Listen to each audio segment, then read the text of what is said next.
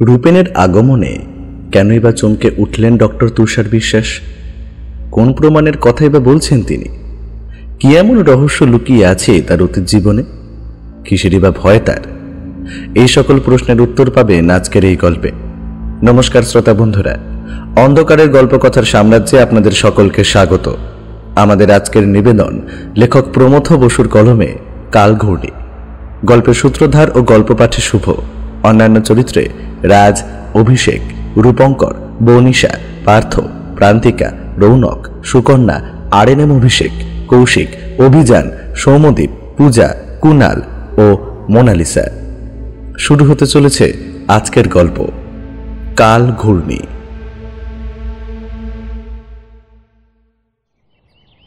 3 সপ্তাহ বাদে একটা lipid profile, blood sugar fasting আর পিপি লিখে দিয়েছি।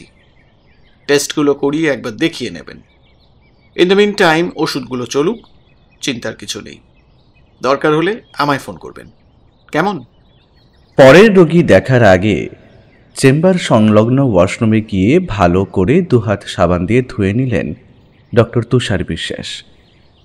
বাইরে রুগীর ঢল। বলাই এতক্ষণে সম্ভবত পরের জনকে পাঠিয়েছে। তোয়ালে দিয়ে হাত মুছে চেম্বারে ঢুকেই চমকে উঠলেন তিনি। পেশেন্টের চেয়ারে যে বসে আছে তাকে একেবারেই আশা করেননি। আগন্তুকের আগমনে ডাক্তারের ষষ্ঠেন্দ্রিয়ে বিপদ সংকেত। শত চেষ্টাতেও গলার স্বর স্বাভাবিক রাখতে পারলেন না ডাক্তার। এ কি তুমি? হ্যাঁ, হঠাৎ হঠাৎ কি মনে করে? কেন আসতে নেই? না, তা নয়, আসলে পেশেন্টরা বাইরে ওয়েট করছে তো। হ্যাঁ জানি, দেখেছি। পসার তো তোমার বেশ ভালোই জমেছে। পেশেন্টের তো লাইন দেখলাম। ডাক্তারিটা তার মানে মন্দ করো না? হ্যাঁ, মন দিয়ে কাজ করলেই সাফল্য আসে। তাই? আগন্তুকের ঠোঁটে হাসির আভাস, কণ্ঠস্বরে বিদ্রুপ। ডাক্তারের মুখ কঠিন হলো। তা আমার সঙ্গে কি দরকার সেটা একটু তাড়াতাড়ি বললে ভালো হয়। হ্যাঁ, তাড়াতাড়ি। আরে বলছি, অত তাড়ার কিছু নেই। একটু দেরি হলে তোমার রুগীরা তো সবাই মরে যাবে না? টেবিল থেকে স্বচ্ছ নীল একটা ওষুধ কোম্পানির পেপার ওয়েট নিয়ে ঘোরাতে ঘোরাতে বলল আগন্তুক। এভাবে কথা বলছো কেন? হ্যাঁ, এভাবে কথা বলছো কেন? Mind your language. আরে অত ঘ্যাম দেখিও না তো। সবাইকে সব কিছু জানিয়ে দেব? তখন তো ওই ফোলানো বেলুন চুপসে যাবে। মানে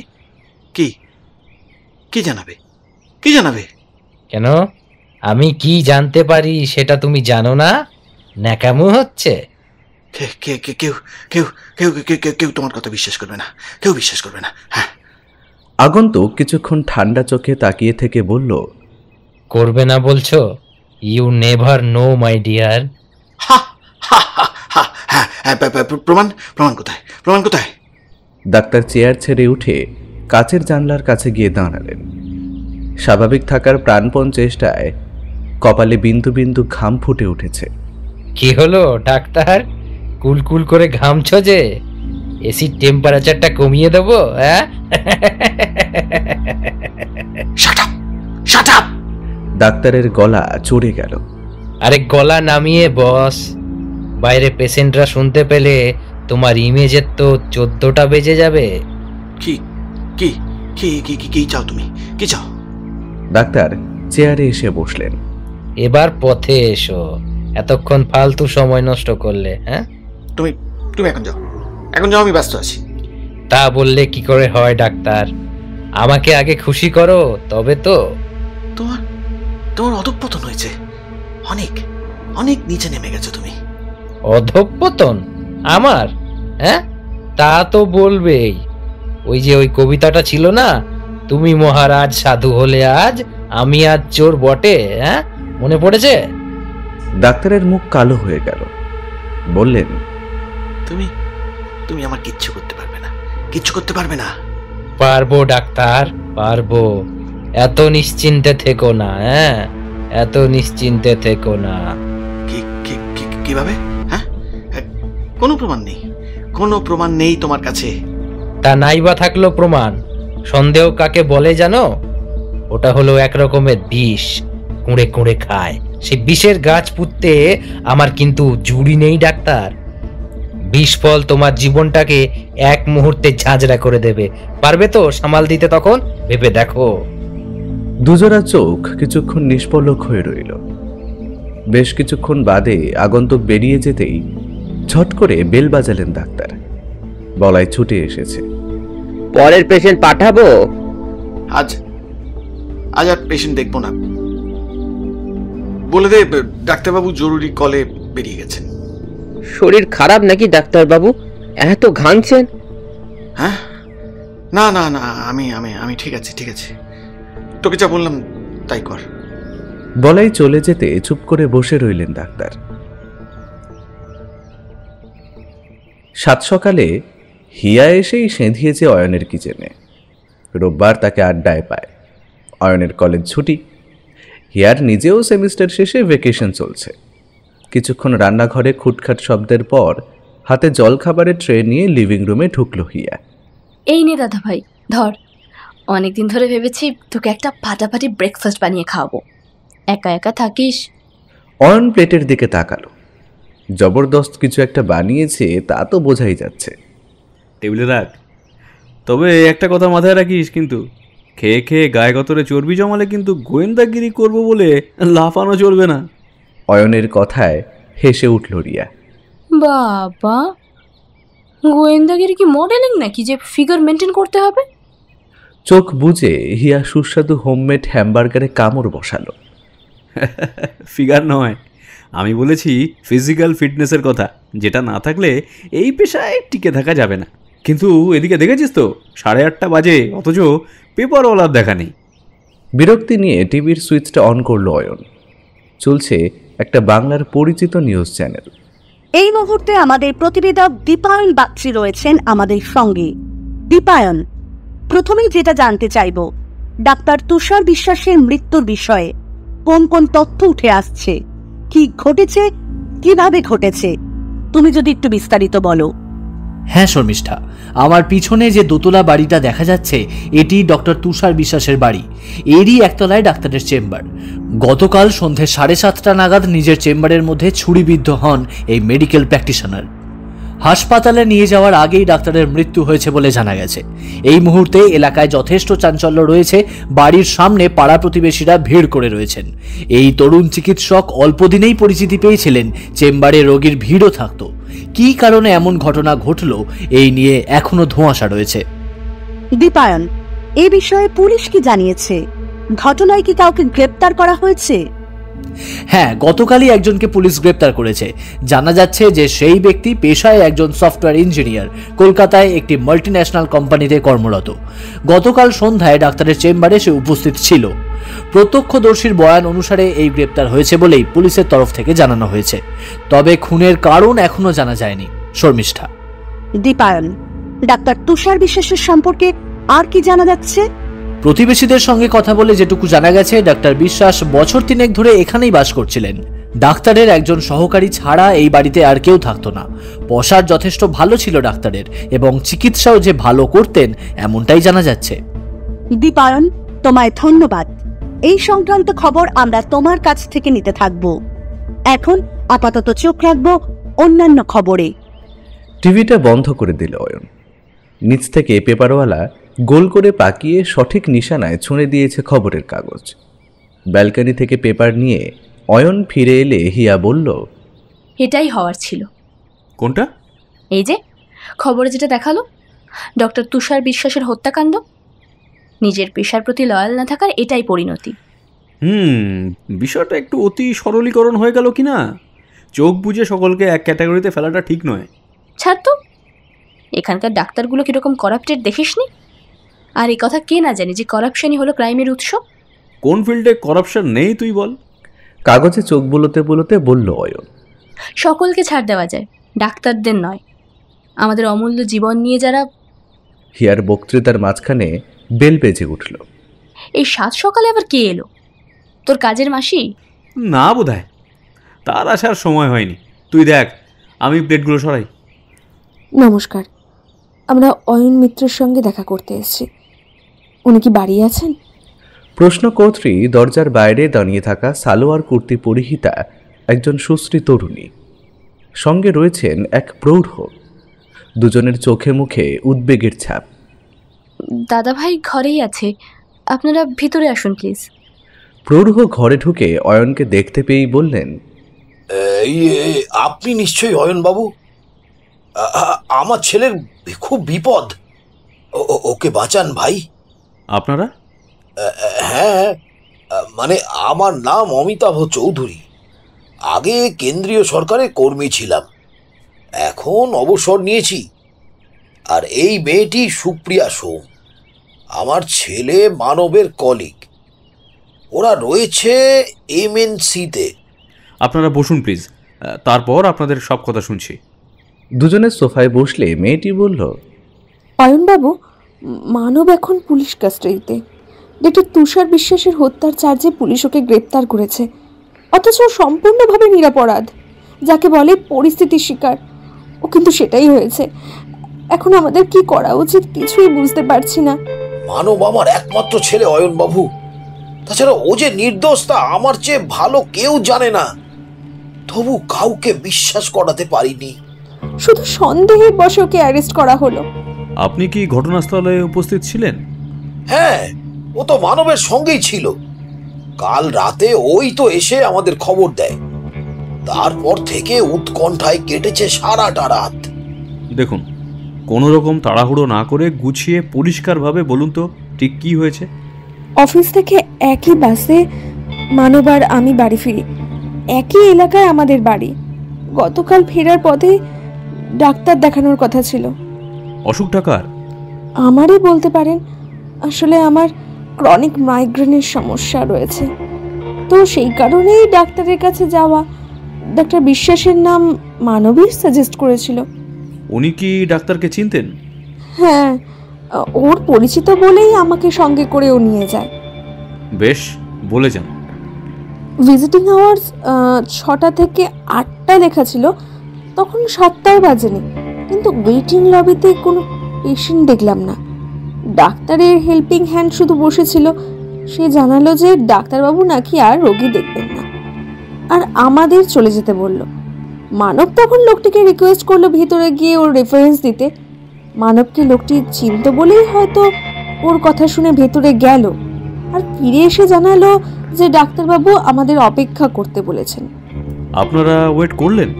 হ্যাঁ, আর সেই লোকটি আমাদের বলল, আপনারা বসে থাকুন, আমি একটু আসছি। এই কথা বলেই সে কোথায় যেন চলে গেল। তারপর? এদিকে আমরা তো বসেই আছি, ডাক আর আসলো না। মানব বলল, বলাইদা আবার কোথায় চলে গেল কে জানে। পেশেন্টের টোকেন তো ওই দেবে, ও যতক্ষণ না আসবে তুষারদা বোধহয় ডাকবে না।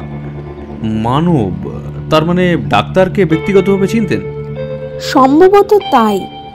মনে হয় কোনো সূত্রে চেনা পরিচয় ছিল, সেটা আর জিজ্ঞাসা করিনি। বুঝেছি, বলে যান। বেশ কিছুক্ষণ পরে, এই ধরুন 7টা নাগাদ, একটি মেয়েকে বাইরের দরজা দিয়ে উকি মারতে দেখলাম। মেয়ে? কিরকম বয়স? বয়স এই আমাদের মতোই হবে। মেয়েটির ঘরের মধ্যে চোখ বুলিয়ে বলল, বলাইদা নেই? উত্তর দেওয়ার জন্য ওখানে আর কেউ উপস্থিত ছিল না, তাই মানবী জানালো যে বলাইদা কিছুক্ষণ আগে বাইরে গেছে। মেয়েটি একটু যেন অবাক হলো, তারপর ঢুকে এসে মোবাইলে কাউকে ফোন করার চেষ্টা করলো। মনে হয় পেল না, কি যেন ভেবে ভেতরে চলে গেল। 2-3 মিনিট বাদে আবার ফিরে এসে জানতে চাইলো ডাক্তারবাবু পেশেন্ট দেখছেন কিনা। আমরা জানালাম যে ডাক্তারের ডাকের অপেক্ষায় আমরা বসে আছি। মেয়েটি সে কথা শুনে আবার ভিতরের দিকে চলে গেল। ভিতরের দিকে? হ্যাঁ, মানব বলল পিছনের দিকে বেরোবার একটা দরজা আছে, সম্ভবত ওদিক দিয়েই বেরিয়েছে। কিন্তু উনি কি সত্যি বেরিয়ে গিয়েছিলেন? না হলে আর যাবে কোথায়? ডাক্তারের কেবিন তো করিডোরের বাঁ দিকে, তাকে তো ডান দিক দিয়ে এগিয়ে যেতে দেখলাম, আর তো তাকে দেখতেও পেলাম না। I see. তারপর বলুন। এদিকে দেরি হয়ে যাচ্ছে দেখে আমরা শেষ পর্যন্ত ফিরে আসারই সিদ্ধান্ত নিলাম। উঠতেই যাচ্ছি, ঠিক সেই সময় ভিতর থেকে একটা ভারী কিছু পড়ার শব্দ আর একটা চিৎকার। আমরা তো ভীষণ চমকে গেছি। মানব এগিয়ে গিয়ে করিডোরের পর্দাটা সরিয়ে ফেলেছে। এক পলকের জন্য দেখলাম চাদর মুড়ি দেওয়া কেউ একজন প্রায় বিদ্যুৎ গতিতে করিডোরের ডান দিকে দিয়ে চলে গেল। আমরা তো এই ওর দিকে তাকাচ্ছি। মানব বলল, তুষারদার কিছু হলো না তো? আমার সিক্স সেন্স বলছিল সামনে বিপদ আসছে। মানবকে আটকাতেও গেলাম, কিন্তু ও তার আগে ডাক্তারের কেবিনের দিকে ছুটেছে। আচ্ছা, চাদর মুড়ি দেওয়া লোকটার মুখটা দেখতে পেয়েছিলেন? না। আচ্ছা আচ্ছা, বেশ, বলে যান। মানবের পিছু পিছু আমিও গিয়েছি। কেবিনের সুইং ডোর ঠেলে দেখি ডাক্তার মাটিতে পড়ে, বুকের কাছে জামাটা রক্তে ভেজা, বুকের ঠিক মধ্যখানে একটা ছুরি বিঁধে আছে। মানব ছুরিটা বের করার চেষ্টা করতে শুরু করেছে। ডাক্তার কি তখনও জীবিত? হ্যাঁ, বেঁচে ছিলেন। কি যেন একটা বলতেও চাইছিলেন। কি বলতে চাইছিলেন বোঝা যাচ্ছিল? মানব হয়তো বুঝেছিল, আমি কিছু শুনতে পাইনি। তারপর একটু পরে ডাক্তারের বডিটা একেবারে স্থির হয়ে গেল। মানব বলল যে তুষারদাকে হসপিটালে নিয়ে যাওয়া দরকার। অ্যাম্বুলেন্স ডাকার কথাও ভাবছিল। হঠাৎ পিছনে কখন যেন ওই বলাই বলে লোকটি এসে দাঁড়িয়েছে বুঝিনি। সে বলতে শুরু করলো, এ কি, আপনি ডাক্তারবাবুকে খুন করলেন? আমরা ওকে অনেক বোঝালাম, কিন্তু ও আমাদের কোনো কথাই কান না দিয়ে আমাদের আটকে রেখে পুলিশে খবর দিল। ডক্টর ডাকা হয়নি? পুলিশের ডাক্তারই দেখে বলল ডাক্তার মৃত। তারপর বলাইয়ের বয়ানের ভিত্তিতে পুলিশ মানবকে অ্যারেস্ট করে নিয়ে চলে গেল। থানার অফিসার ইনচার্জকে অনেক অনুনয় বিনয় করেছি জানেন, উনি কোনো কথাই শুনলেন না। আজ সকালে উঠেই আমি আঙ্কেলকে সঙ্গে নিয়ে আপনার কাছে ছুটে এসেছি। জানি থানায় গিয়ে কোনো লাভ নেই। মানবের জামিনের ব্যবস্থা করা খুব দরকার অয়নবাবু। এইভাবে পুলিশ কাস্টাডিতে পড়ে থাকলে ওর ক্যারিয়ার গ্রাফে বরাবরের জন্য ব্ল্যাক স্পট পড়ে যাবে। অয়নবাবু, আমার ছেলে নিরপরাধ। শুধুমাত্র ওই কেয়ারটেকারের কথায় কিভাবে পুলিশ ওকে অ্যারেস্ট করে? আমাদের কোনো পলিটিক্যাল কানেকশন নেই বলে এইভাবে অবিচারের শিকার হতে হবে? দেখুন, আপনাদের কথা আমি বুঝতে পারছি, কিন্তু এই পরিস্থিতিতে প্রথমেই যার শরণাপন্ন হওয়া দরকার তিনি একজন অভিজ্ঞ ক্রিমিনাল লয়ার। মানবকে পুলিশ কোন কোন ধারায় গ্রেপ্তার করেছে এবং তা আদৌ জামিনযোগ্য কি না সেগুলো তো তারই বিবেচ্য বিষয়, তাই না? কোর্টে কেস উঠলে কেসটা তো উকিলই লড়বেন। আমি বলি কি, আপনারা দেরি না করে লয়ারের সঙ্গে যোগাযোগ করুন। হ্যাঁ, কিন্তু আমার পরিচিত তেমন তো কেউ নেই ভাই। কখনো তো এমন পরিস্থিতির মুখোমুখি হইনি। বেশ, ক্রিমিনাল লয়ার অনিরুদ্ধ সেন, উনি আমার বিশেষ পরিচিত। আপনারা বললে আমি ফোন করে কথা বলিয়ে দিতে পারি। ইদানিং তার নামডাক হয়েছে, পারিশ্রমিকও যথেষ্ট রিজনেবল। উনি কেসটা টেক ওভার করলে আপনারা পুরোপুরি নিশ্চিন্ত থাকতে পারেন। দেখুন অয়নবাবু, ওভাবে তো নিশ্চিন্ত থাকা যায় না। কেসটা কোর্টে উঠলে এবং অভিজ্ঞ উকিল মামলাটা লড়লেই যে রায় মানবের পক্ষে যাবে, এই গ্যারান্টিটা কি কেউ দিতে পারবে? কত সময় তো সামান্য একটা প্রশ্নে পুরো মামলা সম্পূর্ণভাবে উল্টো দিকে ঘুরে যায়। কাঠগড়ায় দাঁড়িয়ে একজন মানুষ কি সবসময় পারে সবটুকু সত্যিকে নির্ভয়ে সবাইকে জানাতে? সকলের মনের জোর কি সমান হয় অয়নবাবু? তাছাড়া বিচারকও তো একজন মানুষ। সব প্রমাণ দাখিল করার পরও তিনি যদি কনভিন্স না হন, তাহলে সেই দায়টা কে নেবে? বড্ড ঝুঁকি হয়ে যাবে অয়নবাবু। আপনারা তাহলে ঠিক কি চাইছেন? সমান্তরালভাবে আপনি যদি সত্য উদ্ঘাটনের দায়িত্বটা নেন, তাহলে ক্ষতিটা কি? লয়ার তো শুধু প্রমাণ করবেন মানব নির্দোষ। সত্যিকারের অপরাধীকে খুঁজে বার করার কোনো দায় তার তো থাকবে না। মানবকে নিরপরাধ প্রমাণের পাশাপাশি প্রকৃত দোষীকে খুঁজে বার করতে পারলে কেসটাকে শক্ত জমির উপর দাঁড় করাতে অনেক বেশি সুবিধা হতো না? আপনার কথায় যুক্তি আছে, অস্বীকার করা যাচ্ছে না।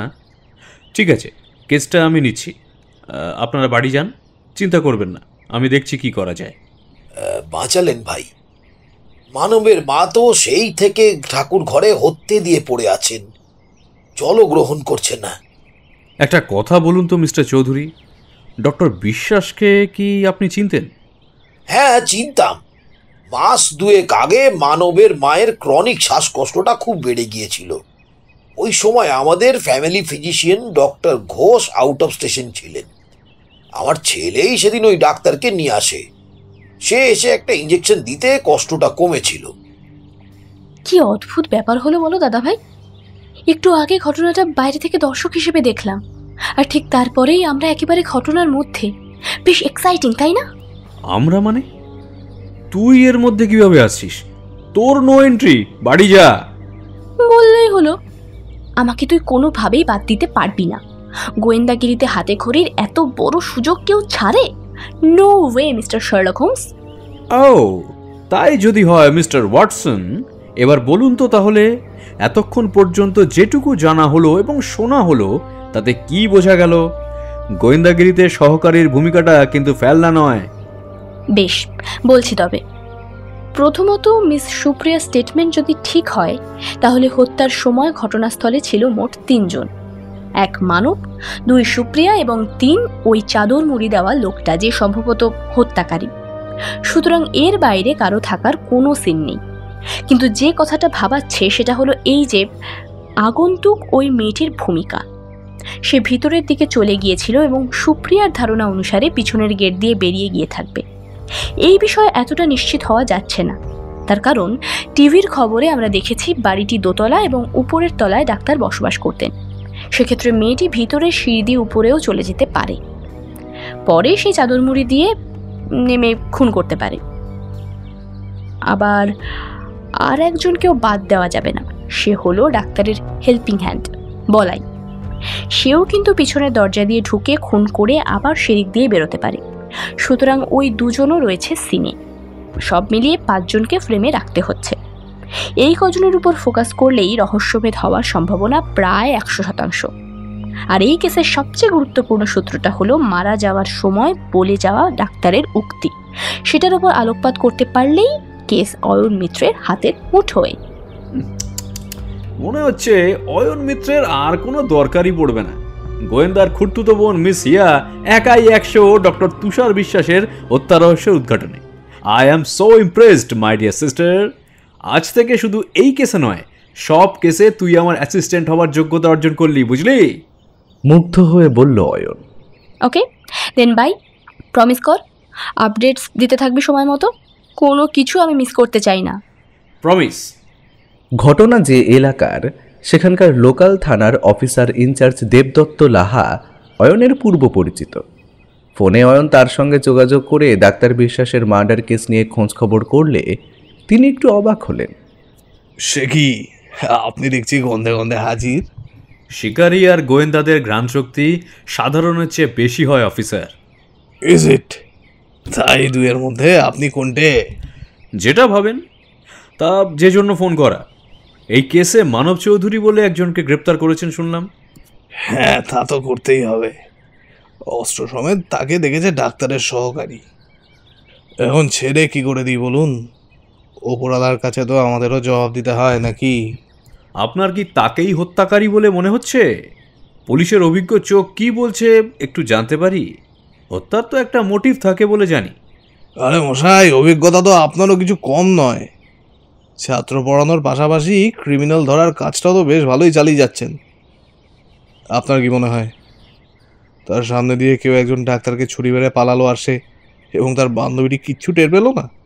সাদা চোখে তাকেই তো কালপ্রিট ভাবার কথা নাকি? মোটিভ ফোটিভ তো পরে আসবে। সাদা চোখে যা দেখি সবই কি আর সাদা হয় অফিসার? সাদার মধ্যে 7টা রং যে লুকিয়ে থাকে। রামধনুর সেই বর্ণালী তো আমাদের চোখে ধাঁধা লাগিয়ে দেয় কি, তাই না? সেই দ্বন্দ্বটুকুকে কাটিয়ে উঠে সত্যকে খুঁজে বের করাই তো আপনার আমার কাজ। এই কারণেই পারস্পরিক সহযোগিতাটুকু যে ভারী প্রয়োজন অফিসার। কি ধরনের সহযোগিতা চান বলুনই না, আমি তো সাহায্যের হাত বাড়িয়েই আছি।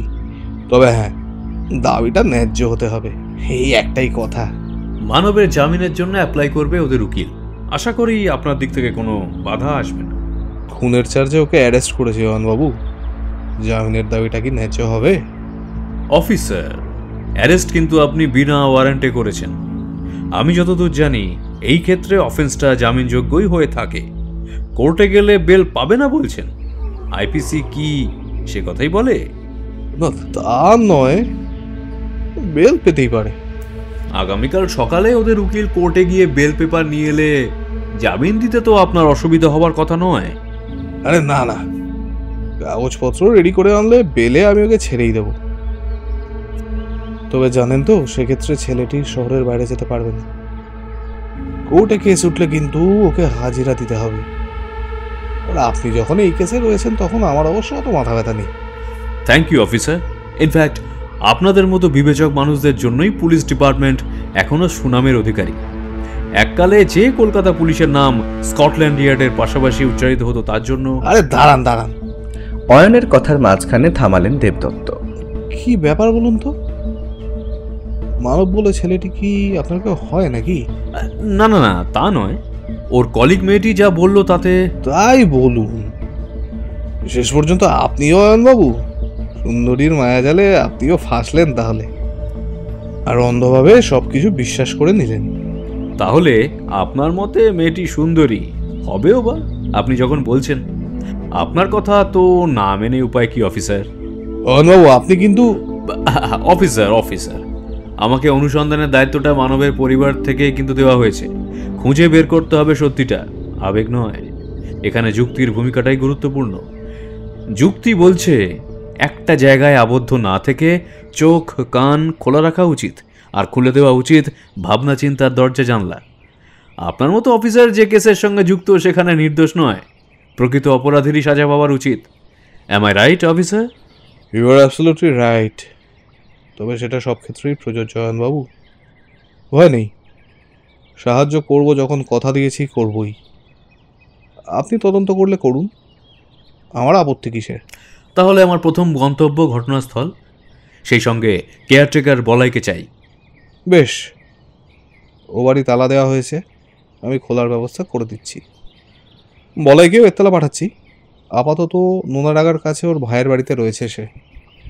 ডাক্তারের চেম্বারের ওয়েটিংয়ে একজন পুলিশ কনস্টেবলের পাশে বেঞ্চে বসেছিল রোগা মাঝবয়সী এক ব্যক্তি। অয়ন ঢুকতে কনস্টেবল উঠে দাঁড়িয়ে স্যালুট করে বলাইয়ের দিকে ইঙ্গিত করে দিতে অয়ন লোকটির পাশে গিয়ে বসল।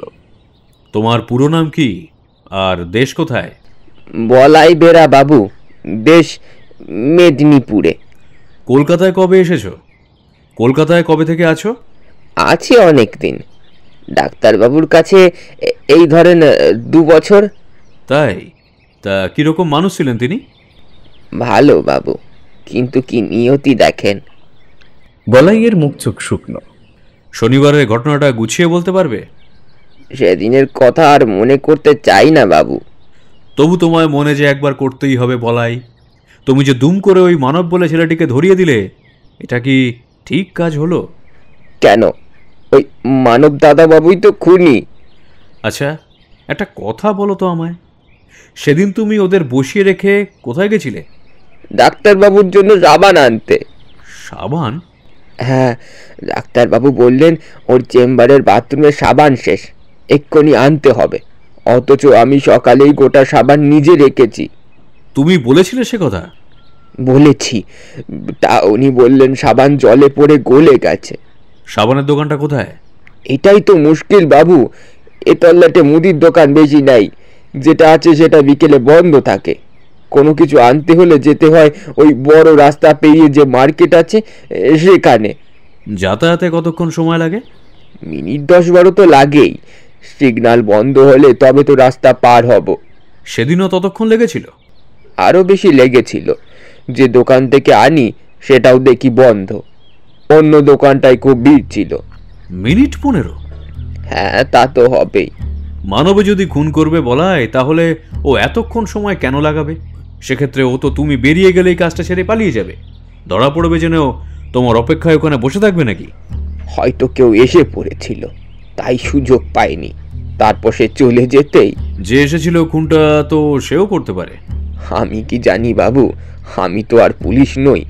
যা দেখেছি তাই বলেছি। এ বাড়ির পিছন দিকে অন্য কোনো দরজা আছে? আছে। সেটা কি সবসময় খোলা থাকে? বন্ধই থাকে, দরকার হলে খোলা হয়। দরকার বলতে?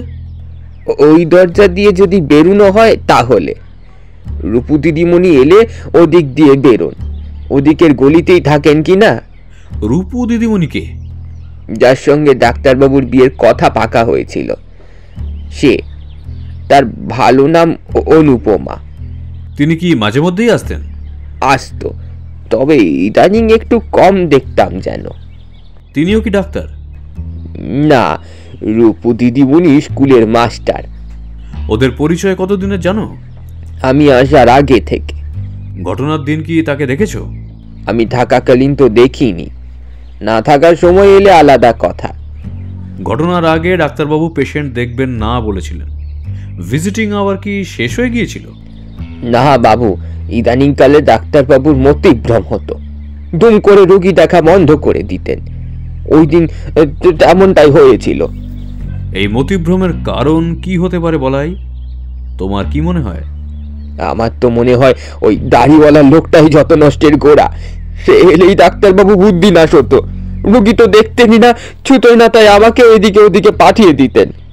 দাড়িওয়ালা লোক বলতে ডাক্তারবাবুর কোনো পেশেন্ট? পেশেন্ট না ছাই, আসতো পিছনের দরজা দিয়ে, সোজা ঢুকে যেত ডাক্তারবাবুর কেবিনে। কবে থেকে এই লোকটার আগমন শুরু? মাস কয়েক আগেই প্রথম দেখি তাকে। সেবারই ডাক্তারবাবুর রকম সকম আমার ভালো লাগেনি, কেমন যেন হয়ে গেলেন। তারপর থেকেই ডাক্তারবাবুর ধরন ধারণ বদলে গেল। সেই লোক এলে তো আর কথাই নাই। শনিবার কি তার আসার কথা ছিল? মনে তো হয়। কি করে বুঝলে? ডাক্তারবাবু আমাকে পিছনের দরজাটা খুলে রাখতে বলেছিলেন, তাইতে মনে হলো। কিরকম দেখতে থাকে, বর্ণনা দিতে পারবে? নতুন করে বর্ণনা দেওয়ার তো কিছু নাই। চেহারা অবিকল ডাক্তারবাবুরই মতো, শুধু দাড়িটাই যা আলাদা, আর লম্বায় খানিক ছোট। ডাক্তারবাবুর মতো দেখতে? ওর ভাই নয় তো? না বাবু, ডাক্তারবাবুর ভাই অনেক ছোট, রোগা পাড়া, দেখতেও আলাদা। একই রকম দেখতে? এমনও হয়? কেমন গল্পের মতো শোনাচ্ছে না? সেটাই তো আশ্চর্যের। বলাই ও পুলিশ কনস্টেবলকে সঙ্গে নিয়ে ডাক্তারের কেবিনে অয়ন ঢুকল। ঘরটা যে কোনো ডাক্তারের চেম্বারের মতোই আসবাবপত্রে সাজানো, সব খুব টিপটাপ। ঘরের সংলগ্ন ওয়াশরুমে ঝকঝকে বেসিনের পাশে স্টিলের হুকে পরিষ্কার তোয়ালে। ওয়াশরুমের বাইরে এলো অয়ন। বলাই, সেদিন সাবান এনে জায়গার মতো রেখেছিলে? সে সুযোগ আর হলো কই বাবু, তারপরই তো সেই ভয়ঙ্কর কাণ্ড। ডাক্তারবাবু বলেছিলেন সাবান জলে পড়ে গলে গেছে, এদিকে সাবান তো গোটাটাই পড়ে। বুঝেছি বাবু, ওইটাই ছিল ছুতো। দাড়িওয়ালা সেই লোক নিশ্চয়ই এসেছিল, আমাকে তাই সরিয়ে দিলেন। তুমি খুব বুদ্ধিমান বলাই, শুধু আর একটু যদি সজাগ হতে। ঠিক আছে, চলো উপরতলায় যাই। উপরতলায় দুটো শোয়ার ঘর, দুটো টয়লেট আর একটা ছোট্ট ব্যালকনি। এছাড়া একটা স্টাডি, বাইরে লিভিং এরিয়া, সঙ্গে ওপেন কিচেন। বসার জায়গায় বেটে বেটে রাজস্থানি চেয়ার আর ম্যাচ করা টেবিল। কিচেনে গ্যাস ছাড়াও ফ্রিজ ও মাইক্রোওয়েভ ওভেনও রয়েছে। স্টিলের র্যাকে বাসনপত্র সাজিয়ে রাখা। নতুন সংসার পাতার আয়োজন ছিল সম্পূর্ণ। কোনো এক অদৃশ্য অমোঘ ইশারায় তার বাস্তবায়িত হলো না। টেবিলে রাখা ডাক্তারের স্ট্যান্ড ফটোটা দেখে অয়নের খারাপই লাগছিল। বলাই, ডাক্তার কি নিজেই রান্না করতেন? আমি থাকতে নিজে কেন করবেন? আমি বাজার করে রান্না করে তবে চেম্বার খুলতাম। বাবা, তুমি তো দেখা যাচ্ছে একাধারে কুক কাম কম্পাউন্ডার কাম কেয়ারটেকার, যাকে বলে ডাক্তারবাবুর ডান হাত। হাত দিয়ে আর কি হবে বাবু, শরীরটাই যখন রইল না। বাহ, চমৎকার কথা বলো তো তুমি। এরপরে কি করবে কিছু ভেবেছো? এখন তো পুলিশের নজরবন্দি, মুক্ত হলে নতুন কাজের কথা ভাববো। শোয়ার ঘরে আলমারি ছাড়াও চেস্ট অফ ড্রয়ার রয়েছে। কোনোটাতেই তালা চাবির কোনো বালাই নেই। সবকটা খুলে পরীক্ষা করতে বসলো অয়ন। অনেক ধরনের কাগজপত্রে ঠাসা ড্রয়ারগুলো। পুরনো প্রেসক্রিপশন প্যাডের পাশাপাশি বেশ কয়েকটা ব্যাংকের পাসবই আর চেক বইও রয়েছে। গত মাসে সবকটা বই আপ টু ডেট করা আছে। একগোছা ব্যাংক স্টেটমেন্টও স্টেপল করা। চোখ বোলাতে গিয়ে আশ্চর্য হলো অয়ন। শেষ কয়েক মাস ধরে প্রতি মাসের প্রথম দিকে প্রতিটা অ্যাকাউন্ট থেকেই বড়সড় অ্যামাউন্টের টাকা উইথড্র করা হয়েছে। সব মিলিয়ে পরিমাণ নেহাত কম নয়। বলাই, ডাক্তারের এই বাড়ি লোন করে কেনা কিনা জানো তুমি? জানি বাবু, লোন ছিল, কিন্তু অনেক আগেই তা চুকে গেছে। ডাক্তারবাবুর প্রসাদ তো আর যেমন তেমন ছিল না, দুবেলা রুগী দেখে শেষ করতে পারতেন না কো। ধার দেনা বেশি দিন ফেলে রাখার মানুষ ডাক্তারবাবু ছিলেন না। তাহলে মাসে মাসে এত টাকা দিয়ে করতেন কি ডাক্তার? প্রচুর টাকা তোলা হতো তো। বেশি টাকা খরচ তো করতেন না ডাক্তারবাবু, কতবার বলতাম একখান গাড়ি কিনতে, খরচের ভয়ে সেটাও তো করেননি কোনোদিনও। কোনো এনজিও বা অন্য কোনো সংস্থা ডোনেট করতেন নাকি? মানে দান টানের অভ্যেস ছিল? তেমন কিছু হলে আমি জানতেই পারতাম বাবু, টাকা দেওয়ার হলে আমাকে দিয়েই দেওয়াতেন, দান করলে লোকাবিনি বা কেন? তাহলে কি বাড়িতে রেগুলার টাকা পাঠাতেন? মাঠান ডাক্তারবাবুর টাকা ছুটেনও না। সে কি, কেন? আর কি বলি বাবু, মায়ে পড়ে তো মুখ দেখা দেখি ছিল না। বলো কি বলাই, তুমি তো আমায় আশ্চর্যের উপর আশ্চর্য করে যাচ্ছ হে। এমন কৃতি সন্তানের সঙ্গে মায়ের বনিবনা নেই? কখনো কারণটা জানতে চাওনি? চেয়েছি বাবু, জিজ্ঞেস করেছি, একবারও মাঠান কেন পায়ের ধুলো দিলেন নিকো। ডাক্তারবাবুর ভাই তবু একবার এসেছে, মাঠানকে তো চোখে দেখাও দেখলাম না। ফোন টোনও করতেন না? একেবারে করতেন না তা নয়, কখনো সখনো করতেন। কদিন আগেই মনে হলো একবার ফোন করে মাঠানকে কিছু বলছিলেন। লোন ছিল না, পরিবারেও টাকা পাঠাতেন না, ফালতু খরচও করতেন না, তবু মাসে মাসে থোক টাকা তোলা হয়েছে। এই জায়গাটায় গোলমাল ঠেকছে।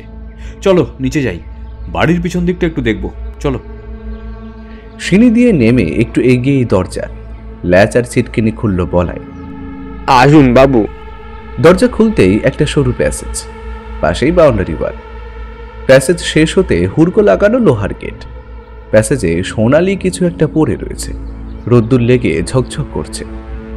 নিচু হয়ে তুলে নিল অয়ন একটা সরু চেন। এটা আবার কার? যারই হোক বাবু, আগে ছিল না।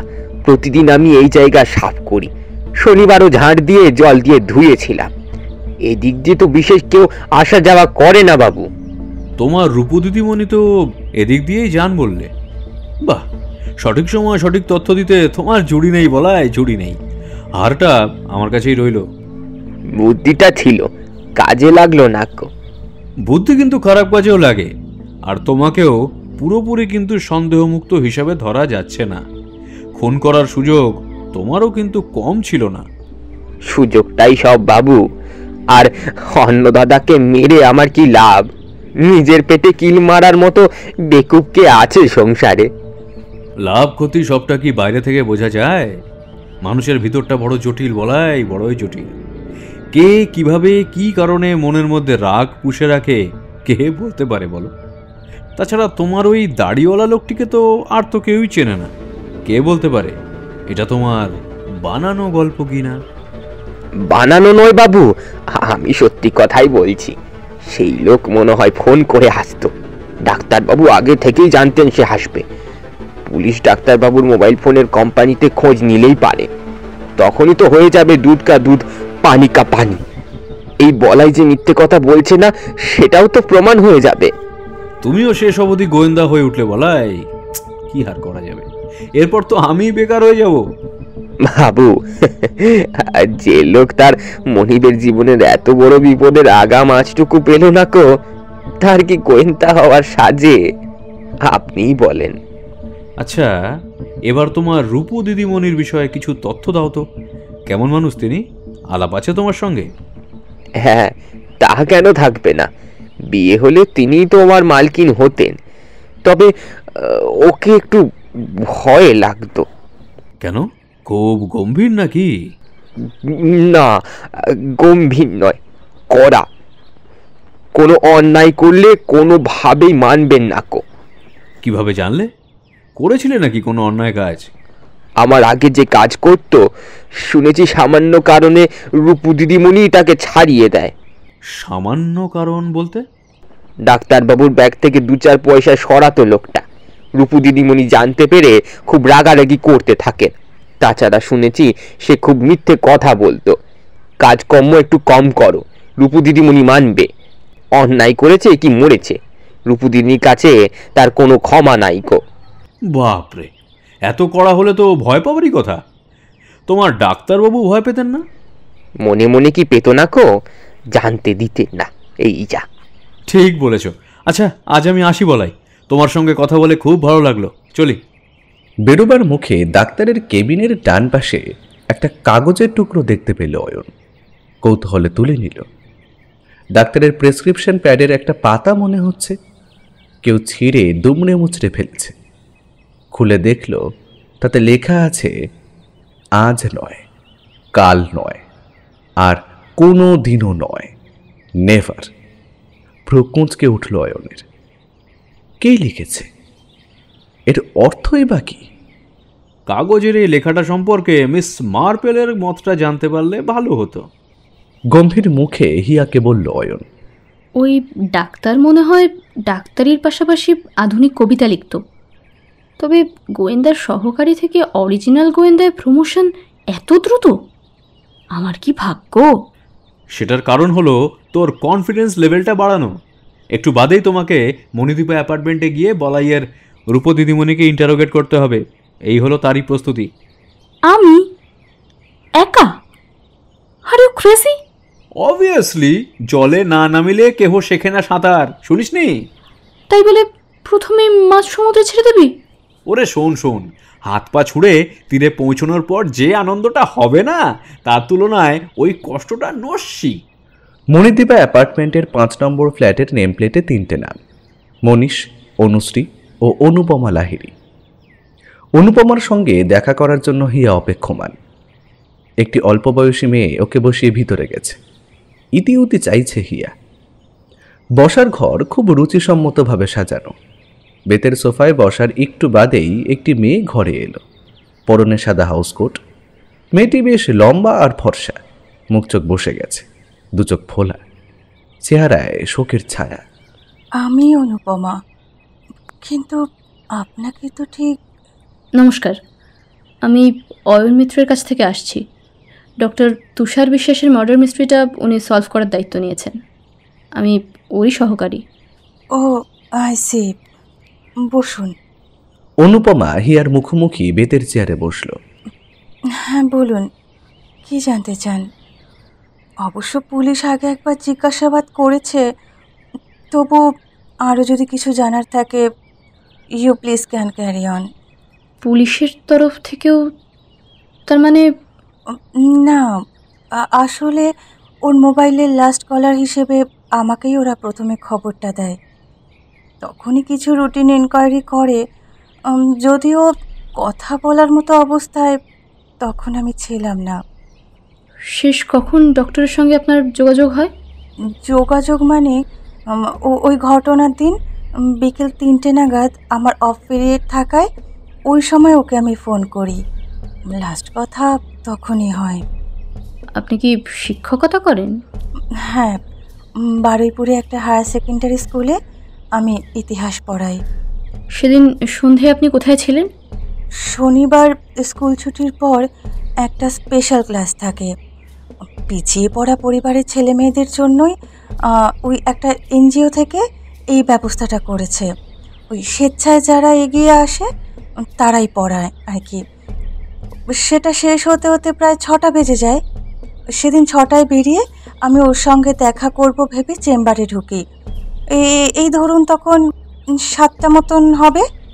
চেম্বারে কেউ ছিল সেই সময়? হ্যাঁ, 2জন ইয়াং ছেলে মেয়ে ছিল।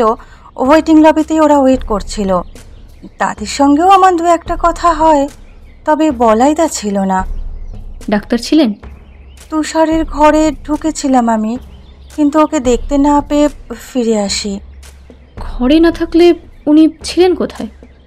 সম্ভবত ওয়াশরুমে, কারণ বাইরে থেকে জলের শব্দ পাচ্ছিলাম। সেদিন কি দেখা করার কথা ছিল? কথা তো ছিল, আসলে একটা স্পেসিফিক কারণেই আমি সেদিন চেম্বারের পর দেখা করতে চেয়েছিলাম। কি সেই কারণ বলা যাবে? আসলে গত কয়েক মাস ধরে তুষারের মধ্যে আমি একটা চেঞ্জ লক্ষ্য করছিলাম। সবসময় কেমন যেন অন্যমনস্ক হয়ে থাকতো। জিজ্ঞেস করলে ঠিকমতো জবাব দিত না। আমি অনেক সময় রাগ করে কথাও বন্ধ করে দিতাম। গত শুক্রবার সকালে ও না আমাকে অদ্ভুত একটা টেক্সট করে, যার কোনো অর্থই আমার বোধগম্য হয়নি। তাই ঠিক করেছিলাম দেখা করে সেই টেক্সট মেসেজের মানেটা পরিষ্কার করে জানতে চাইব। ও কিন্তু দেখা করতে রাজিও হয়েছিল জানেন, কিন্তু সন্ধ্যের পর ওকে আমি আর ফোনে পাইনি। তাই চেম্বারে গিয়েছিলাম টাইমিংটা ফাইনালাইজড করতে। সে সুযোগটা আর পেলাম কোথায়। যদিও এটা জানতে চাওয়া উচিত নয়, তবু তদন্তের স্বার্থে যদি মেসেজটা কি ছিল বলেন। হ্যাঁ হ্যাঁ, এই তো দেখুন। মোবাইলে মেসেজটা দেখালো অনুপমা। লেখা আছে, অনেক কথা বলার থাকলেও কিছুতেই বলতে পারছি না। আসলে ন্যায় অন্যায় নিয়ে কখনো ভাবিনি, আজকাল কেউ ভাবে না। অত কিছু ভাবলে জীবনে ওপরে ওঠা যায় না। উত্তরণের পথটা যে সহজ নয়, তবে অবতরণ আরও বেশ কঠিন। আমার পক্ষে আর নেমে আসা সম্ভব নয়, তাই আমাকে অনেক কিছু পারতে হচ্ছে। এভাবেই কি আমি শেষ হয়ে যাব? জানা নেই, হয়তো সেই জন্যই অপরাধ বোধে ভুগি। তুমিও আমায় ভুল বুঝো না। এর থেকে মুক্তি যে পাচ্ছি না রূপু, জানি না কবে আবার আগের জীবন ফিরে পাবো। আমার পাশে থেকো রূপু। নাম্বারটা তুষার নামে সেভ করা। বুঝলাম, সত্যি মিস্টেরিয়াস। মোবাইল ফেরত দিয়ে বলল হিয়া, দুঃখটা কি জানেন, ওর ওই না বলা কথাটা আর জানা হলো না। কোনোভাবে কারোর সঙ্গে কি ওর শত্রুতা তৈরি হয়েছিল? এত বড় একটা নোবেল প্রফেশনে ছিল, মানুষের জীবন বাঁচাতো। জানেন, আমার মা একবার মারাত্মক ইনফেকশনে মরতে বসেছিলেন। সেবার তো তুষারই আমার মাকে বাঁচালো। সেই থেকে আমার পরিবারের সকলের চোখে ওর সম্মান কত বেড়ে গেল। কার সঙ্গে কি শত্রুতা থাকবে ওর, এই তো আমার কল্পনাতেও আসছে না। প্রফেশনাল লাইফ ছাড়াও একজন ব্যক্তির পার্সোনাল লাইফও তো থাকে, তাই না? সেখানেও তো সমস্যা তৈরি হয়। তাছাড়া খুন তো সাধারণত শত্রুতারই পরিণাম হয়ে থাকে। ভালোবেসে তো আর কেউ কারো বুকে ছুরি বিধিয়ে দেয় না। বাই দ্য ওয়ে, ওর পরিবারের কারোর সঙ্গে কি আপনার পরিচয় ছিল? এইখানটাতে বড়সড় একটা প্রশ্নচিহ্ন ছিল। কীরকম? জানি না কেন ওর পরিবারের মানে বিশেষ করে তুষারের মায়ের সঙ্গে ওর একটা ডিস্টেন্স ছিল, যেটা অতিক্রম করা আমার পক্ষে খুব কঠিন হয়ে দাঁড়িয়েছিল। তবু আমি ইনিশিয়েটিভ হয়ে কথা বলেছি ওর মায়ের সঙ্গে, অবশ্য সেটা কিন্তু ফোনে। ভদ্রমহিলা কি খুব কড়া ধাতের? মনে তো হয়নি, বরং কথাবার্তা খুব সফট আর পোলাইট। ফোনে কথা বলার পর আমার জড়তা অনেকটা কেটেও গিয়েছিল, বরফ কিন্তু তবু গলেনি। হিয়া জিন্সের পকেট থেকে সোনালি চেনটা বের করে অনুপমাকে দেখালো। দেখুন তো, এটা আপনার কিনা? চেনটা হাতে নিয়ে দেখে ফেরত দিল অনুপমা। না না, এসব আমি পড়ি না। কোথায় পেলেন এটা? ডাক্তারের বাড়ির পিছনের প্যাসেজে এটা পাওয়া গেছে। অনুপমার ভুরুতে ভাঁজ পড়ল, কিছু বলল না অবশ্য। আরেকটা প্রশ্ন, ডক্টর তুষার বিশ্বাসের চেহারার সঙ্গে মিল আছে এমন কারো কথা জানেন আপনি? কিছুক্ষণ ভেবে অনুপমা বলল, না তো, এরকম তো কাউকে আমি চিনি না। ঠিক আছে, আপনাকে অনেক ধন্যবাদ। তবে যাওয়ার আগে একটা রিকোয়েস্ট ছিল। হ্যাঁ হ্যাঁ বলুন। তবে আমি চাই এই ইনভেস্টিগেশনটা হোক। জানি যে চলে যায় সে আর ফিরে আসে না, তবু আমি বিশ্বাস করি সে কোথাও না কোথাও থেকে যায় এবং এক্সপেক্ট করে যে তার প্রিয়জনেরা তার পাশে আজীবন থাকুক। যে তুষারের জীবনটাকে অকালে শেষ করে দিয়ে চলে গেল, তাকে উপযুক্ত শাস্তি দিতে না পারলে আর পাশে থাকার মানেটা কী রইল? যদি পার্টিকুলার ওই SMS-টা আমার মোবাইল নাম্বার একটু ফরওয়ার্ড করে দেন। নিশ্চয়ই। নাম্বারটা বলুন। অ্যাডভোকেট অনিরুদ্ধ সেন জরুরি কিছু আলোচনার জন্য ফোন করেছিলেন অয়নকে। মানবের জামিন পেয়ে যাওয়ার খবরটাও তার কাছেই পাওয়া গেল। ছেলেটি জামিন পাওয়ায় ওর পরিবার খুশি তো? তা খুশি, তবে ও একেবারেই ট্রমাটাইজড হয়ে আছে। পারলে একবার গিয়ে দেখা করে আসুন, আপনার প্রেজেন্সটাই টনিকের কাজ করে। 3 তলার ফ্ল্যাটে নিজের ঘরে আধশোয়া হয়ে বসেছিল মানব। অয়নকে দেখে উঠে বসল সে। আপনি অয়নবাবু? আপনাকে যে কি বলে। সে সময় এখনো আসেনি। অয়ন খাটের পাশে রাখা প্লাস্টিকের চেয়ারে বসল। আপনাকে খুব শুকনো দেখাচ্ছে, রিল্যাক্স থাকার চেষ্টা করুন। সামনে তো পুরো লড়াইটা পড়ে আছে। কি করে রিল্যাক্সড থাকবো বলুন? কখনো কি ভেবেছি খুনের আসামি হয়ে হাজতবাস করব? ফ্যামিলির মান ইজ্জত, চাকরি সবই তো। আহা, অত হতাশ হওয়ার কিছু হয়নি। পুলিশ তো অ্যারেস্টই শুধু করেছে, দোষী তো আর প্রমাণিত হননি আপনি। কেসে বেকসুর খালাস পেলে রেকর্ডে তো সেটাও থাকবে। সেই চেষ্টাই এখন করতে হবে সবাই মিলে, তাই না? B positive. ডাক্তার দেখাতে গিয়ে এমন বিপত্তি হয় কেউ কখনো শুনেছে? ডক্টর বিশ্বাসকে আপনি সম্ভবত অনেক আগে থেকেই চিনতেন, তাই না মানব? হ্যাঁ, মানে তুষারদাকে আমি ছোটবেলা থেকেই চিনি। ডায়মন্ড হারবারের একটা বোর্ডিং স্কুলে আমি ক্লাস 8 পর্যন্ত পড়েছিলাম। তুষারদাও ওখানেই পড়তো। তাই নাকি? কোন স্কুল? স্কুলটা রামকৃষ্ণ মিশনের। ক্লাস 9-এ আমি কলকাতার একটা মিশনারি স্কুলে ভর্তি হই। আসলে আগে বাবা বদলির সূত্রে অন্য জায়গায় ছিলেন, পরে কলকাতায় চলে এলে আমিও মিশন ছেড়ে দিই। এরপর বাড়িতে থেকেই পড়াশোনা করি। তুষার বিশ্বাস কি তখনও সেখানেই পড়তেন? তুষারদা মাধ্যমিক ওই স্কুল থেকেই দিয়েছিল। আমার সঙ্গে অবশ্য পরে আর যোগাযোগ ছিল না। বছর দেড়েক আগে মায়ের জন্য ডাক্তারের সন্ধান করতে গিয়ে দেখি সেই তুষারদা চেম্বার খুলে পসার জমিয়ে বসেছে। দেখেই তো একে অপরকে আমরা চিনেছি। দুজনেই তো খুব অবাক এত বছর পর দেখা হয়ে।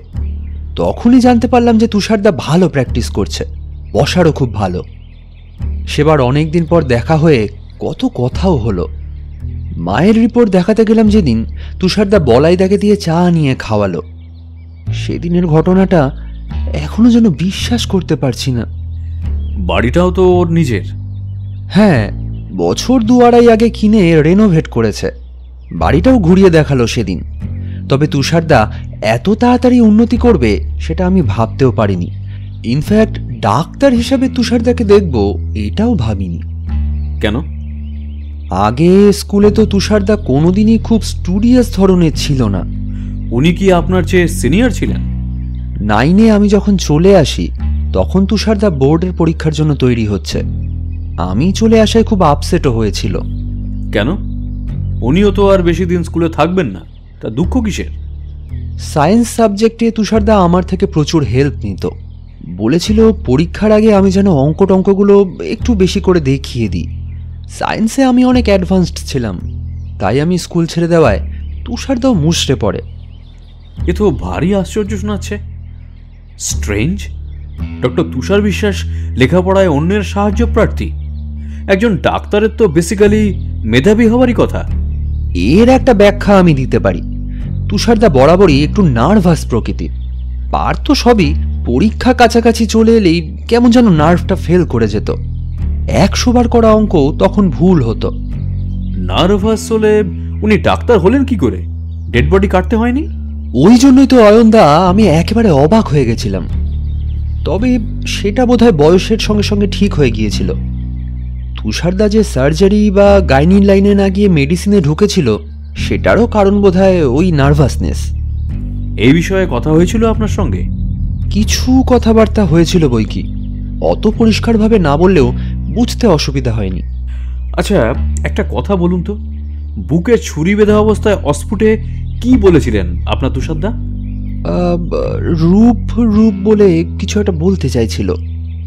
রূপ? আপনি ঠিক শুনেছেন? হ্যাঁ, তেমনটাই তো শুনলাম মনে হলো। আচ্ছা, ডক্টর আপনাকে অনুপমার কথা জানিয়েছিলেন? আই মিন ওর ফিয়ান্সে। You mean Rupu? হ্যাঁ, বলেছিল তুষারদা, তবে পরিচিত হওয়ার সুযোগ হয়নি।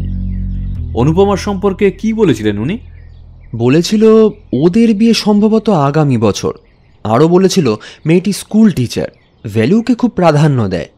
তুষারদা রূপুকে খুব রেসপেক্ট করতো মনে হয়েছিল। আচ্ছা ওয়েট এ মিনিট, ওই চাদর মুড়ি দেওয়া লোকটাকে দেখে কি মনে হয়েছে, পুরুষ না মহিলা?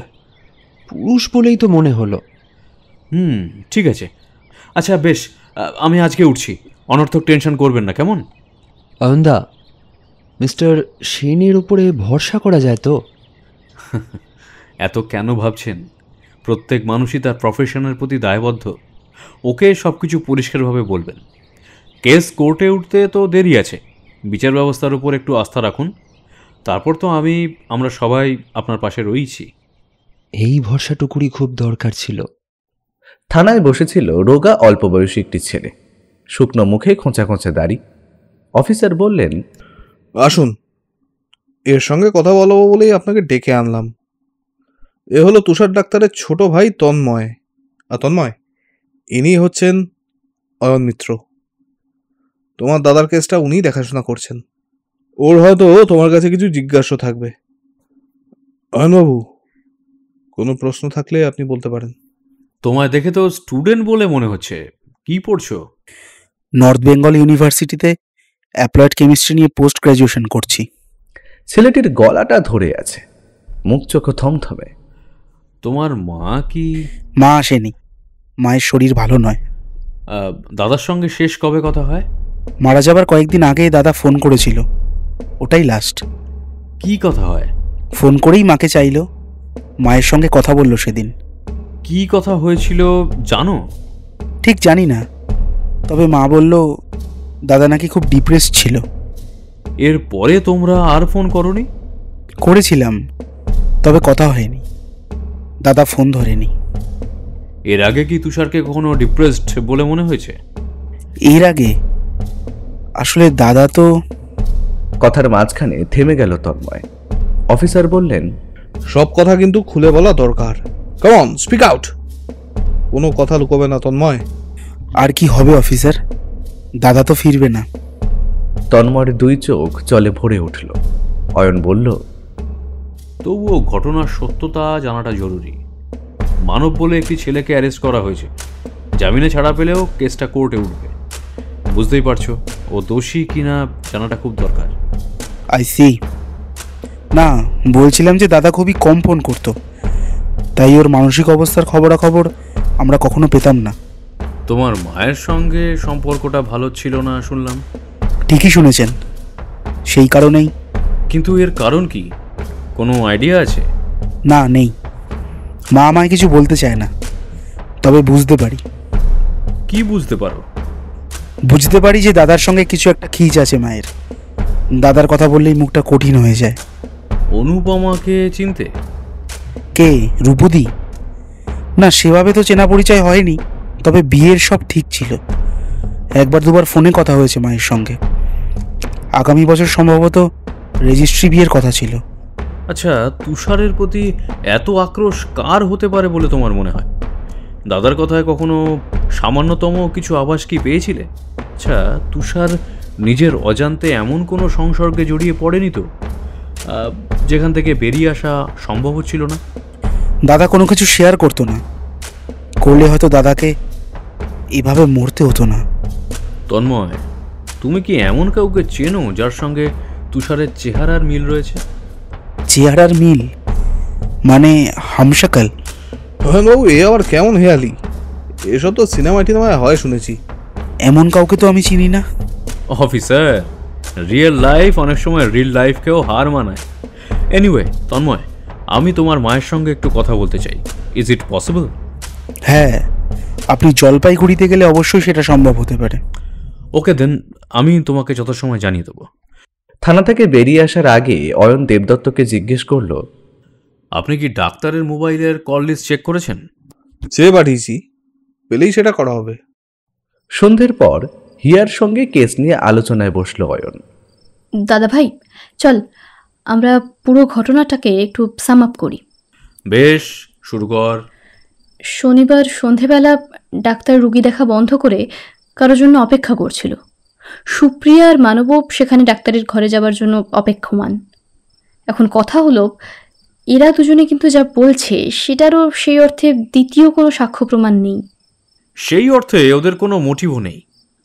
দ্বিতীয়ত, ডাক্তারের শেষকালে বলা কথাটা, ডাক্তার রূপ শব্দটা উচ্চারণ করেছিল, সত্যিই কি করেছিল সেটাও তো শুনেছে শুধুমাত্র মানব। যে কোনো মানুষই রূপ শুনলে রূপুর কথা ভাববে। কোনোভাবে কেসটা অন্যদিকে ঘুরিয়ে দেওয়ার চেষ্টা, সেটা কিন্তু হতেই পারে। সেক্ষেত্রেও মানবরা সন্দেহের আওতা থেকে বেরোয় না। মোটিভটাও কিন্তু তদন্ত সাপেক্ষ। সে তুই যতই মধু মল্লিকাকে সেফ সাইডে রাখতে চাস না কেন। এই অফিসার কি আমার বিরুদ্ধে তোকে নিয়োগ করেছে? ওর কথারই প্রতিধ্বনি করছিস? তার মানে অফিসারেরও চোখ আছে বলতে হবে। চোখ থাকলে তদন্তটা একটু হলেও এগোতে পারতেন। এভাবে কোনো রকম তথ্য সংগ্রহ না করে বসে থাকতেন না। এ পর্যন্ত প্রত্যেককে জেরা করেছেন, অথচ যে তিমিরে ছিলেন সেই তিমিরেই পড়ে আছেন। ঘোড়া দেখে খোঁড়া হয়েছেন বোধহয়। যাকগে, আমরা অন্য প্রসঙ্গে চলে যাচ্ছি। এরপরে আসবে দাড়িওয়ালা ব্যক্তির প্রসঙ্গ, যাকে দেখতে ডক্টর বিশ্বাসের মতো এবং বলাইয়ের কথা অনুসারে যে আসার পর থেকে ডাক্তারের আচার আচরণের একটা বেসিক পরিবর্তন ঘটে। এক্স্যাক্টলি। আর ওই সূত্র ধরেই আসছে ডাক্তারের ব্যাংক অ্যাকাউন্টের প্রসঙ্গ। যেভাবে প্রতি মাসে একটা থোক টাকা তোলা হয়েছে, তার মধ্যে একটা অন্যরকম স্মেল পাচ্ছি, জানিস তো? সেটা ব্ল্যাকমেলিংয়ের।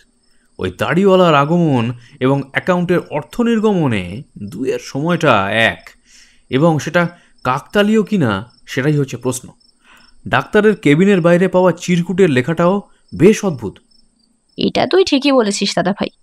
ব্ল্যাকমেল এবং হত্যা এই দুয়ের সখ্য বরাবর। নির্ঘাত ওই দেরেলটা ডাক্তারের কোনো গুপ্ত কথা জানতো। অনেক কিছুই হতে পারে রে হিয়া, অনেক কিছুই হতে পারে। না জানলে বলা মুশকিল সবটা। তবে গোপন কিছু যে ছিল তার প্রমাণ অনুপমাকে পাঠানো ডাক্তারের টেক্সট মেসেজটা কিন্তু ভীষণ গুরুত্বপূর্ণ। সাংকেতিক ভাষার মতো অনেকটা। লাইনগুলোর মধ্যেও কোনো একটা ইঙ্গিত ঘোরাফেরা করছে, কিন্তু আমরা সেটা ধরতে পারছি না। আচ্ছা দাদা ভাই, ওই দেরেল ডাক্তারের হারিয়ে যাওয়া যমজ ভাইটাই নয় তো? হয়তো ওখানেই আছে একটা কোনো রহস্য। না হলে ডাক্তারের মায়ের সঙ্গে বা তার বনি বোনের এত অভাব কেন? পারিবারিক সিক্রেট কিছু আছেই। যমজ ভাই? বাহ, তোর কল্পনা তো বেশ পাখা মেলেছে হিয়া। সীতা ওর গীতার মতো তুষার আর তুফান, ভালো না? এটা তুই দারুণ বলেছিস। কিন্তু তবে মিস ওয়াটসন, একটা কথা কিন্তু ঠিক, মা ছেলের এই বিরোধটা কিন্তু একটু আনইউজুয়াল। এর ভিতরের কথাটাও জানা কিন্তু খুব জরুরি। আর একটা বিষয়, তুই তো অনুপমাকে মিট করেছিস। আচ্ছা, ওর বডি ল্যাঙ্গুয়েজ স্টাডি করে তোর কি মনে হলো? সব কথা কি সত্যি বলছে? ঘটনার দিন ও যে অকুস্থলে প্রেজেন্ট ছিল সে কথা কিন্তু ভুললে চলবে না। দেখ, আমি তো আর তোর মতো ক্রিমিনোলজি গুলে খাইনি। তবে সাদা চোখে আমার অনুপমাকে ভীষণ সফিস্টিকেটেড মনে হয়েছে। খুন খারাপই ওর বিষয় হতেই পারে না। ভাগ্যিস তোকে পাঠিয়েছিলাম, আমি বললেই তো আবার দোষ হয়ে যেত। আসলে ওই রূপ শব্দটা সত্যি হলে ওখানেই গোলমাল। তার মানে অরূপ রতন পাওয়ার জন্য এবার তোকে রূপসাগরে ডুব দিতেই হবে, বুঝলি? অয়ন কথাটা বোধহয় শুনতেই পেল না, অন্যমনস্কভাবে বলতে থাকলো, ভর সন্ধে ডাক্তারকে বুকে ছুরি বিধিয়ে কেউ একজন খুন করে রেখে গেল। কেন? মোটিভটা কি? কেসটা খুব জটিল হচ্ছে রে। তবে একটা ব্যাপার নিশ্চিত, মোটিভটা এই কেসে খুবই ভাইটাল, এবং যে মুহূর্তে সেটা খুঁজে পাবো সেই মুহূর্তেই কেসটার নিষ্পত্তি হবে। হিয়া চলে যেতে ল্যাপটপ খুলে বসল অয়ন। সোশ্যাল নেটওয়ার্কিং সাইটে ডক্টর তুষার বিশ্বাসের নাম সার্চ করে অগুন্তি অ্যাকাউন্টের মধ্যে থেকেও ডাক্তারের অ্যাকাউন্ট খুঁজে বের করে ফেলল অয়ন। ডাক্তারের ডেস্কে দেখা ফটো আর প্রোফাইলের ফটো মিলে যাচ্ছে। থ্যাংক গড, ওয়ালটা পাবলিক করা রয়েছে। স্ট্যাটাস আপডেটস যা যা পোস্ট করা হয়েছে সবই দৃশ্যমান। মন দিয়ে সমস্ত কিছু পড়তে থাকলো অয়ন। অনুপমার সম্পর্কেই নানান মন্তব্য। একবার লিখেছেন, অনুপমা, কোনো কিছুর মূল্যেই তোমায় হারানো যাবে না। উত্তরে অনুপমা পোস্ট করেছে, মূল্যবান বস্তু যত্নে রাখলেই হারাতে হয় না, আর এত হারাবার ভয়টাই বা কেন? প্রত্যেকটা মন্তব্যের ভিতরেই যেন অন্য কিছু বলতে চেয়েছেন ডাক্তার। কয়েকটা কবিতাও পোস্ট করা হয়েছে। হিয়া ভুল কিছু বলেনি। ডাক্তার কবিতাও লিখত বটে, কিন্তু কাগজের ওই লাইনটা কি কবিতা? মনে তো হয় না। কি ঠিক লিখতে চেয়েছিলেন ডক্টর তুষার বিশ্বাস? ডাক্তারের ফ্রেন্ডস লিস্টে অন্য কোনো মহিলা নেই। সুদর্শন যুবক ডাক্তারের কাছে মেয়েদের ফ্রেন্ডস রিকোয়েস্ট আসতো না এমন তো হতেই পারে না। অনুপমা ছাড়া আর কোনো বান্ধবী ডাক্তারের ছিল বলে আপাত দৃষ্টিতে তো মনে হচ্ছে না। স্টেটাস আপডেট যা দেওয়া আছে তাতে তো গোলমাল কিছু চোখে পড়ছে না। তবে তবে তবে শেষের দিকে আপডেটস প্রায় নেই বললেই চলে। সেই সময় অনুপমা অনেক কিছু পোস্ট করেছে, তবে তার উত্তরে ডাক্তার এত চুপ কেন? সেই সময় কি তার মনোরাজ্যে ঘটে গেছে এমন কোনো উথাল পাথাল ঘটনা যা ডাক্তারকে নীরবতার দিকে ঠেলে দিয়েছে? ভাবতে হবে, গভীরভাবে ভাবতে হবে। ল্যাপটপ বন্ধ করে দিল অয়ন। কোথাও একটা ফাঁক আছে, হয় ব্যক্তিগত জীবনে, নয় পেশার ক্ষেত্রে, নয়তো অন্য কোথাও, অন্য কোনোখানে। খুন তো আর ছেলে খেলা নয়। যেভাবে ছুরি বিধিয়ে খুন করা হয়েছে তা অত্যাধিক রাগের বহিঃপ্রকাশ। একজন ডাক্তারের উপর এত রাগ কার? তাহলে কি হেয়ার থিওরিটাই ঠিক? ডক্টর কোনো দুর্নীতির সঙ্গে যুক্ত ছিলেন না তো? কিংবা চিকিৎসা বিভ্রাট ঘটে গিয়েছিল তার হাতে? কিন্তু তাহলে দাড়িওয়ালা ব্যক্তির উপস্থিতির বিষয়টা? সে আসার পর থেকে ডাক্তারের আচরণে পরিবর্তন। ডাক্তারের অ্যাকাউন্ট থেকে প্রতি মাসে বড় অ্যামাউন্টের টাকা ওঠানো, ফেলে দেওয়া প্রেসক্রিপশনের পাতায় লেখা লাইনটা, মৃত্যুর সময় ডাক্তারের মুখে অর্ধোচ্চারিত রূপ শব্দটা, অনুপমাকে পাঠানো টেক্সট মেসেজ, সর্বোপরি একজন কৃতি সন্তানের সঙ্গে তার মায়ের বিরোধ। মূল গোলমালটা তাহলে কোথায়? এর মধ্যে একটাই বিষয় আছে যা জানার পথটা এখনো খোলা। খড়কুটোর মতো সেটাকেই আঁকড়ে ধরতে হবে, বুঝতে পারছি। না, সময় চলে যাচ্ছে, আর দেরি করলে মানবের বিপদ বাড়বে। দ্বিতীয়বার ল্যাপটপ অন করে অনলাইনে দার্জিলিং মেলের টিকিট বুক করে দিল অয়ন। ফোন করে তন্ময়কে একবার জানিয়ে দিলেই হবে। মাকে ডাকছি, একটু বসুন প্লিজ। সকালে এসে পৌঁছেছে অয়ন। জলপাইগুড়ি শহরে নভেম্বরেই বেশ ঠান্ডা ঠান্ডা ভাব। পুরনো ধাঁচের হলেও তন্ময়দের বাড়িঘর খুব পরিচ্ছন্ন। সাদা খোলের সরু কালো পাড়ের শাড়ি পরে ভদ্রমহিলাকে ঢুকতে দেখে অয়ন উঠে দাঁড়ালো। রোগা মানুষটি শোকে যেন নুইয়ে পড়েছেন। তন্ময় বলল, মা, ইনি অয়ন মিত্র, যার কথা বলেছিলাম। অয়নদা আমার মা। ভদ্রমহিলা হাত জোর করে নমস্কারের ভঙ্গিতে বললেন, হ্যাঁ, আমি তনিমা বিশ্বাস। তুমি বসো বাবা, বলো কি জানতে চাও।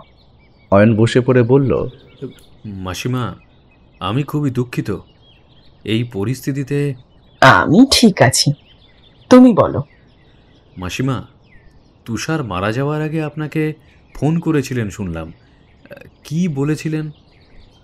দীর্ঘশ্বাস পড়ল মহিলার। বললেন, কি যে বললো সেটাই তো বুঝলাম না। অদ্ভুত কথাবার্তা বলছিল। বলল আমাকে অনেক কিছু নাকি ওর বলার আছে। বলারই যদি থাকবে তাহলে বললেই তো পারতো। আমাকে অন্ধকারে রেখে এভাবে চলে গেল। মাসিমা, আপনি কি এমন কাউকে চেনেন যাকে দেখতে তুষারের মতো?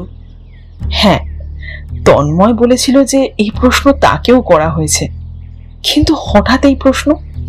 আসলে এমন একজনকে দেখা গিয়েছিল তুষারের চেম্বারে, আর তারপর থেকেই ওর মধ্যে একটা চেঞ্জ লক্ষ্য করা গিয়েছে। ঘটনার দিনও সম্ভবত সে এসেছিল।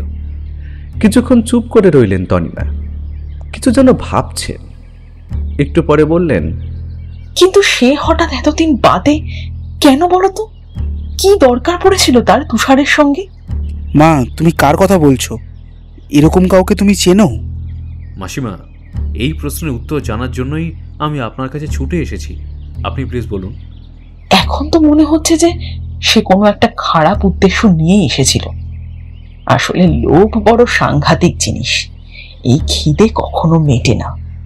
মা, এভাবে বললে কেউ কিছুই বুঝবে না। সবসময় এত কথা কেন তুমি নিজের মনের মধ্যে চেপে রাখো? অন্য কারোর সঙ্গে শেয়ার করলে তোমার মনটাও তো একটু হালকা হয়। কিভাবে সবকিছু সকলকে বলি? তোর দাদা যা করেছে তোর বাবা কখনো তা মেনে নেননি। সেই দুঃখেই গুমড়ে গুমড়ে তিনি অকালে চলে গেলেন। এখন তো এসব লোকের কাছে জল ভাত হয়ে গেছে। কেউ কোনো অন্যায় করার আগে দুবার ভাবে না। তোর দাদু তোর বাবা সারা জীবন শিক্ষকতা করেছেন, অন্যায়ের সঙ্গে কখনো আপোষ করেননি। সেই মূল্যবোধ তো আর বিসর্জন দিতে পারি না। মা, এটা একটা সিরিয়াস ইস্যু। মানব বলে একজনকে পুলিশ অ্যারেস্ট করেছিল। তুমি একটু বোঝার চেষ্টা করো। ছেলেটি দোষী কিনা জানাটা খুব দরকার। তুমি যেটুকু জানো স্পষ্ট করে বলো। মানব? কে মানব? ডায়মন্ড হারবারের স্কুলের সেই মানব নয় তো? হ্যাঁ, সেই। আপনি ওকে চেনেন? ওর কথা অনেক শুনতাম। ছেলেটি পড়াশোনায় খুব ভালো ছিল, কিন্তু তাকে কি কারণে অ্যারেস্ট করা হয়েছিল? ও সেই সময় ঘটনাচক্রে চেম্বারে উপস্থিত ছিল এবং ওর বক্তব্য অনুসারে ছুরিবিদ্ধ তুষারকে বাঁচাতে গিয়েছিল। ছুরি হাতে ধরা অবস্থায় বলাই তাকে দেখে ফেলে এবং পুলিশে ধরিয়ে দেয়। তনিমা তালুকদার কিছুক্ষণ চুপ করে থেকে বললেন, আমি জানি না সেদিন কি ঘটেছিল। ওর অতীতের সেই লজ্জাজনক ঘটনার সঙ্গে ওর মৃত্যুর কোনো যোগসূত্র আছে কিনা সেটা আমারও জানা নেই। হয়তো সেই ঘটনার কথা কখনোই আমি বলতাম না, তবে আজ সেই লুকিয়ে রাখা পাতাটি আমি সবার সামনে মেলে ধরছি। আমিও চাই কোনো নিরপরাধ কোনোভাবেই যেন শাস্তি না পায়। পরিবারের সম্মান তো আর জীবনের চাইতে বড় হতে পারে না। তদন্ত যাতে ঠিক পথে এগোয় সে কথা ভেবেই আমার এই সিদ্ধান্ত। এরপর সবটুকু তোমাদের হাতে। মাসিমা, আপনি সবটুকু খুলে বলুন প্লিজ, সবটা জানা আমার খুব দরকার। ঘণ্টাখানেক বাদে তন্ময়দের বাড়ি থেকে বেরোলো অয়ন। এবার আর একটা কাজ বাকি। এখানকার সোনার দোকানগুলোয় একবার ঢুঁ মারতে হবে। সোনার চেনটায় যে ম্যানুফ্যাকচারের নাম রয়েছে তা কলকাতার কোনো দোকানের নয়। কোনো প্রমাণই ছেড়ে দেওয়া যাবে না। কোর্টে কেস লড়তে গেলে নমুনার খুব প্রয়োজন। পরের দিন কলকাতায় পৌঁছে দেবদত্তকে ফোন করলো অয়ন। অফিসার বললেন, আরে বলুন বলুন, আপনার কথাই ভাবছিলাম। আমার সৌভাগ্য। তা পোস্টমর্টমের কি সমাচার? সমাচার এই যে ছুরি একেবারে হৃদয়ভেদী হয়ে ডাক্তারের মৃত্যু ঘটিয়েছে। সন্ধ্যে 7টা থেকে 9টার মধ্যে মৃত্যু। একেবারে পাকা হাতের কাজ। মাথাটাও কম পাকান হয়। আরে মশাই, কে ধরতে পারলেন কিছু? আমার যা ধরার তাই ধরেছি, এবার ধরতে হবে আপনাকে। তার আগে বলুন তো, ডাক্তারের মোবাইলের কল লিস্ট কি চেক করেছেন? করেছি। প্রতি মাসে একটা করে ফোন আসতো, যেটা শিয়ালদার একটা পিসিওর নাম্বার। ঘটনার দিনও সেই ফোন থেকে একটা ফোন এসেছিল। এটা কি চক্কর? এটাই চক্কর। শিয়ালদার ছোটোখাটো হোটেলগুলোয় চিরুনি তল্লাশি করুন, প্রয়োজনে সোর্সগুলোকে কাজে লাগান। একটা কথা মনে রাখবেন, পাখি যেন না পালায়, যেভাবেই হোক ধরবেন। কিন্তু কোন পাখিকে ধরবো সেটা তো বলবেন। ময়না না চন্দনা নাকি শালিক? কাঠঠোকরা অফিসার, কাঠঠোকরা। ঠোকরাতে ঠোকরাতে কাঠটাকেই ঝাঁঝা করে দিতে তার জুড়ি নেই। তার উপরে যদি কাঠটাও পছন্দ ধরা হয় তবে তো আর কথাই নেই। হেয়ালের কোটিংটা সরিয়ে আসল কথায় আসবেন। বেশ, আসল কথাটাই বলছি, তবে আসল কাজটা যেন গাফিলতি না হয়। অমিতাভ চৌধুরী মানবকে সঙ্গে নিয়ে অয়নের ফ্ল্যাটের বেল বাজালেন। দরজা খুলল বলাই। এ কি বলাইদা, তুমি এখানে? মানব অবাক। এই দাদাবাবু আমায় কাজে বহাল করেছেন। একগাল হেসে বলল বলাই। বহাল না করলে তো আমারই ক্ষতি। ওর বুদ্ধিমত্তা আর ঘটনাকে বিশ্লেষণ করার ক্ষমতাই তুষার ডাক্তারের মৃত্যু রহস্যের ধোঁয়াশায় প্রথম জোরালো আলো ফেলেছিল। এটা আর অস্বীকার করি কি করে বলুন? সবটা আপনার মুখ থেকে শুনবো বলেই আজ আমার আশা অয়নদা। নিজেকে বেকসুর খালাস ভাবতে যে কি আনন্দ হচ্ছে আমি বলে বোঝাতে পারবো না। অমিতাভ বাবু বললেন, আর আমি এসেছি আপনার চেকটা পৌঁছে দিতে। এটা ধরুন, ইচ্ছে মতো অ্যামাউন্ট বসিয়ে নেবেন। ইনভেস্টিগেশনে সবটুকু শুনতে পেলে ভালোই লাগতো, কিন্তু এখন যেতে হবে দক্ষিণেশ্বরে মানবের মাকে নিয়ে। ছেলের জন্য মানত করেছিলেন। প্রৌঢ় চলে গেলে অয়ন বলাইকে চায়ের ফরমাস দিয়ে বলল, ডাক্তারের হত্যা রহস্যে প্রাথমিকভাবে হিন্ট করেছিল কয়েকটা জিনিস। প্রথমত, ডাক্তারের ব্যাংক অ্যাকাউন্ট, যেখান থেকে গত কয়েক মাস যাবৎ কয়েক ক্ষেপে বড় রকমের অ্যামাউন্ট উঠিয়ে নেওয়া, যার মধ্যে ব্ল্যাকমেলিংয়ের একটা কটু গন্ধ পাওয়া যাচ্ছিল। দ্বিতীয়ত, মারা যাওয়ার সময় ডাক্তারের অর্ধ উচ্চারিত রূপ শব্দটা, যা অনুপমা বা রূপুর দিকে ইঙ্গিত করছিল। 3, ডাক্তারের সঙ্গে তার মায়ের বহুদিনকার বিরোধ, যার কারণ আপাত দৃষ্টিতে অজানা।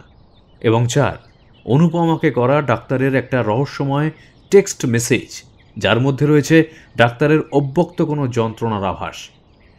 এই সব কিছু ঘোঁট পাকিয়ে যেত যদি না বলাই তার যুক্তি বুদ্ধি প্রয়োগ করে একজন দাড়িওয়ালা ব্যক্তির সঙ্গে ডাক্তারের ভাবান্তরের কার্যকারণ সম্পর্ক আবিষ্কার করত। ও হ্যাঁ, বলতে ভুলে গেছি, গত কয়েক মাস যাবৎ ডাক্তারের মধ্যে একটা ভাবান্তর লক্ষ্য করা গিয়েছিল। মাঝে মাঝেই ডাক্তার খুব অন্যমনস্ক হয়ে যেতেন, রোগী দেখার কাজেও ভাটা পড়ছিল। এই ভাবান্তর কি কারণে অয়নদা? তুষারদার লাইফে ঠিক কি চলছিল? এটার মধ্যে নিহিত ছিল ডাক্তারের মৃত্যুর আসল রহস্য। দাড়িওয়ালা ব্যক্তি এবং অন্যমনস্কতা, এই দুয়ের মধ্যে ছিল অঙ্গাঙ্গী সম্পর্ক, যা বলাই লক্ষ্য না করলে আমাদের কাজটা অনেক কঠিন হয়ে যেত। কি বলাই, ঠিক বলছি তো? বলাই চা নিয়ে এসে ট্রে রেখে মেঝেতে বাবু হয়ে বসল। সেই সম্পর্কটা কিভাবে বের করলেন? সব রকমের সম্ভাবনা খতিয়ে দেখেও যখন কোথাও কোনো আলোর রশ্মি চোখে পড়ছিল না, তখন শেষ অবধি আমি তুষারের মায়ের সঙ্গে দেখা করার সিদ্ধান্ত নিই।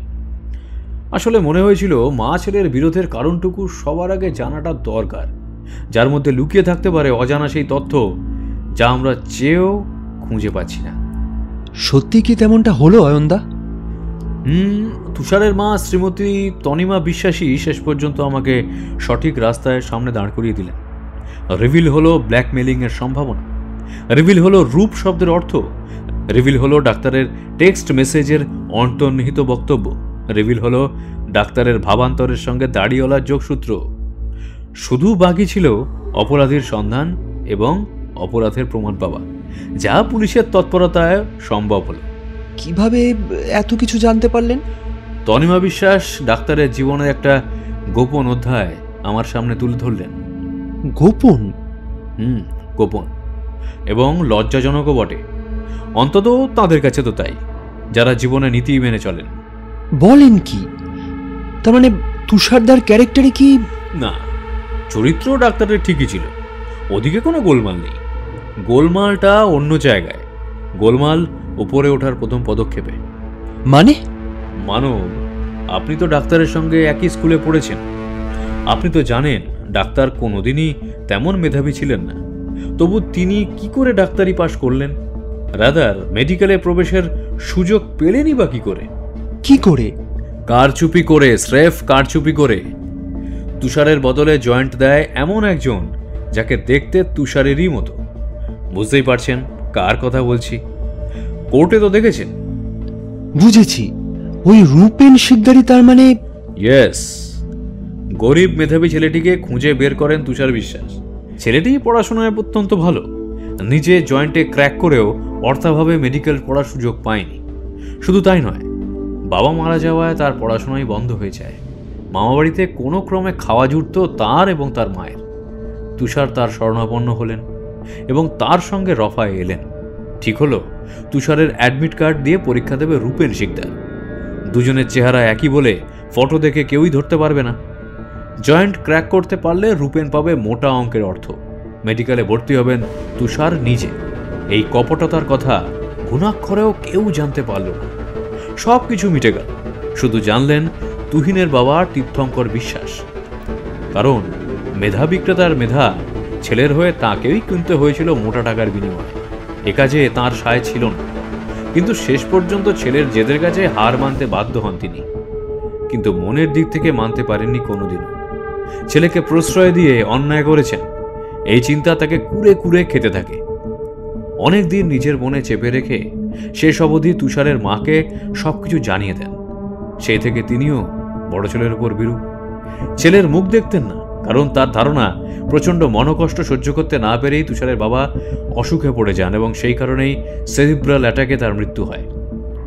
স্বামীর মৃত্যুর জন্য বড় ছেলেকেই মনে মনে দোষী ঠাওরান ভদ্রমহিলা। বাবা, বলেন কি? এত কাণ্ড! এভাবে ব্যাকডোর দিয়ে ঢুকে ডাক্তারি তো পাশ করে গেলেন তুষার। প্র্যাকটিসে হাত যশও হলো, নাম ডাক অর্থ সবই পেতে থাকলেন অনায়াসে। অতীত যেমনই হোক, ভবিষ্যৎ কিন্তু সুরক্ষিত। অনুপমার মতো শিক্ষিত সম্ভ্রান্ত জীবনসঙ্গিনীর দেখাও পেয়েছেন ততদিনে। জীবনটা প্রত্যাশিতভাবে গুছিয়ে এনেছেন। এমন সময় হলো ছন্দপতন। মূর্তিমান বিভীষিকার মতো যেন মাটি ফুঁড়ে উঠে এলেন রূপেন শিকদার। উদ্দেশ্য ডাক্তারের কাছ থেকে টাকা আদায় করা। এই তবে সেই দাড়িওয়ালা, তাই না বাবু? হ্যাঁ, ঠিক তাই। রূপেন অবস্থাগতিকে লেখাপড়া ছেড়ে দিতে বাধ্য হয়। শুধু তাই নয়, তার মা মারা যাওয়ায় মামা বাড়ির আশ্রয়টুকুও তার আর থাকে না। সে কলকাতায় চলে আসে এবং অপরাধমূলক কাজকর্মে অভ্যস্ত হয়ে ওঠে। ছিঁচকে ছুরি দিয়ে শুরু হয় তার হাতে কড়ি। তারপর ব্যাংক ডাকাতির মতো গুরুতর অপরাধের ফলে জেলেও যেতে হয় তাকে। এভাবেই সেই হয়ে পড়ে দাগি আসামি। টাকার জন্য সব কিছু সে করতে শিখে যায়। কয়েক মাস আগে তার সাজার মেয়াদ শেষ হয়। জেল থেকে বেরোবার পর তার টাকার প্রয়োজন হয়ে পড়ে এবং তখনই তার মাথা থেকে একটা প্ল্যান বের হয়। সে ঠিক করে যেমন করেই হোক তুষার ডাক্তারকে খুঁজে বার করে তার কাছ থেকে চাপ দিয়ে টাকা আদায় করবে। জবরদস্ত একটা ব্ল্যাকমেলিংয়ের পরিকল্পনা করে রূপেন। তুষারদার খোঁজ পেল কিভাবে? ইন্টারনেট আর সোশ্যাল নেটওয়ার্কের যুগে এ আর অসম্ভব কি। রূপেন এইচএস পাস হলেও ব্রিলিয়ান্ট স্টুডেন্ট, একথা কিন্তু ভুললে চলবে না। ডাক্তারের হদিশ পেতে তার বেশি সময়ও লাগেনি।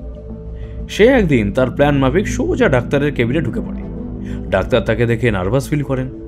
রূপেন বুঝতে পারে তার পরিকল্পনা কার্যকর হতে চলেছে। বিনা বাক্য ব্যয়ে সে ডাক্তারের কাছে টাকা চেয়ে বসে। প্রতি মাসে একটা থোক টাকা না পেলে সে ডাক্তারের জীবনের এমন একটা ঘটনা সকলকে জানিয়ে দেবে যা সামনে এলে ডাক্তারের মান সম্মান নিয়ে টানাটানি পড়বে। বিশেষ করে অনুপমাকে সব কিছু জানিয়ে দেবে এমন হুমকি দিতেও সে ভুলল না। এই হুমকিতেই ডাক্তার বোধবুদ্ধি হারালেন। অনুপমার কথাও সে জানতো তাহলে? জানতো বই কি, আটঘাট বেঁধেই সে এগিয়েছিল। ডাক্তার তার সোশ্যাল নেটওয়ার্কিং অ্যাকাউন্টের ওয়াল পাবলিক করে রাখতেন, ফলে অনুপমার সন্ধানও সে না চাইতেই পেয়ে গিয়েছিল। অনুপমাকে হাতিয়ার করার প্ল্যানটাও সে তখনই করে। কিন্তু এই হুমকিতে তুষারদা এত ভয় পেল? আজকাল তো কতজনই কতভাবে ব্যাকডোর দিয়ে ঢুকে বিভিন্ন ফিল্ডে উন্নতি করছে। এসব নিয়ে কারই বা এত মাথা ব্যথা? জানাজানি হলেই বা কি হতো? অনুপমা কি তুষারদাকে ছেড়ে চলে যেত? এই জায়গাটাতেই রূপেন ডাক্তারের মনস্তত্ত্ব নিয়ে খেলেছিল। আপনি আমি হলে হয়তো এই হুমকিতে ভয়ও পেতাম না, তার কথায় কোনো গুরুত্বও দিতাম না। ফলে প্রথমে তাকে রণে ভঙ্গ দিতে হতো। কিন্তু ডাক্তার এই ঝুঁকিটা নিতে পারলেন না। হয়তো তার মনে হয়েছিল অনুপমার মূল্যবোধ তার অতীতের মিথ্যাচার আর কারচুপিকে অ্যালাউ করবে না। সামহাও তিনি পায়ের তলার জমি হারানোর আশঙ্কা করেছিলেন। মনস্তত্ত্বের এই খেলাটায় রূপেন জিতে গিয়েছিল। সে ডাক্তারকে কনভিন্স করাতে পেরেছিল যে ঘটনাটা জানতে পারলে অনুপমা কখনো ডাক্তারকে ক্ষমা করবে না। কিন্তু অনুপমাই বা একজন উটকো লোকের কথা বিশ্বাস করতে যাবে কেন? এ কথা তুষারদা ভেবে দেখেনি, বিশেষ করে কোনো প্রমাণ যেখানে নেই। হয়তো ভেবেছিলেন, কিন্তু রূপেন তাকে বুঝিয়েছিল যে প্রাথমিকভাবে অবিশ্বাস করলেও অনুপমার মধ্যে সন্দেহের বীজ ঢুকে যাবে, যা পরবর্তীকালে মহিরুহ হয়ে তাদের সম্পর্কে ফাটল ধরাবে। মাই গড, এতেই তুষারদা টাল খেয়ে গেল। মানব, একটা কথা মানবেন যে মানুষ নিজেই তার ভাগ্য নির্ধারণ করে। ডাক্তারও নিজেই তার ভবিতব্য রচনা করেছিলেন। তিনি রূপেনের ফাঁদে পা দিয়ে ফেললেন। মাসে মাসে গুচ্ছের টাকা গুনতে লাগলেন।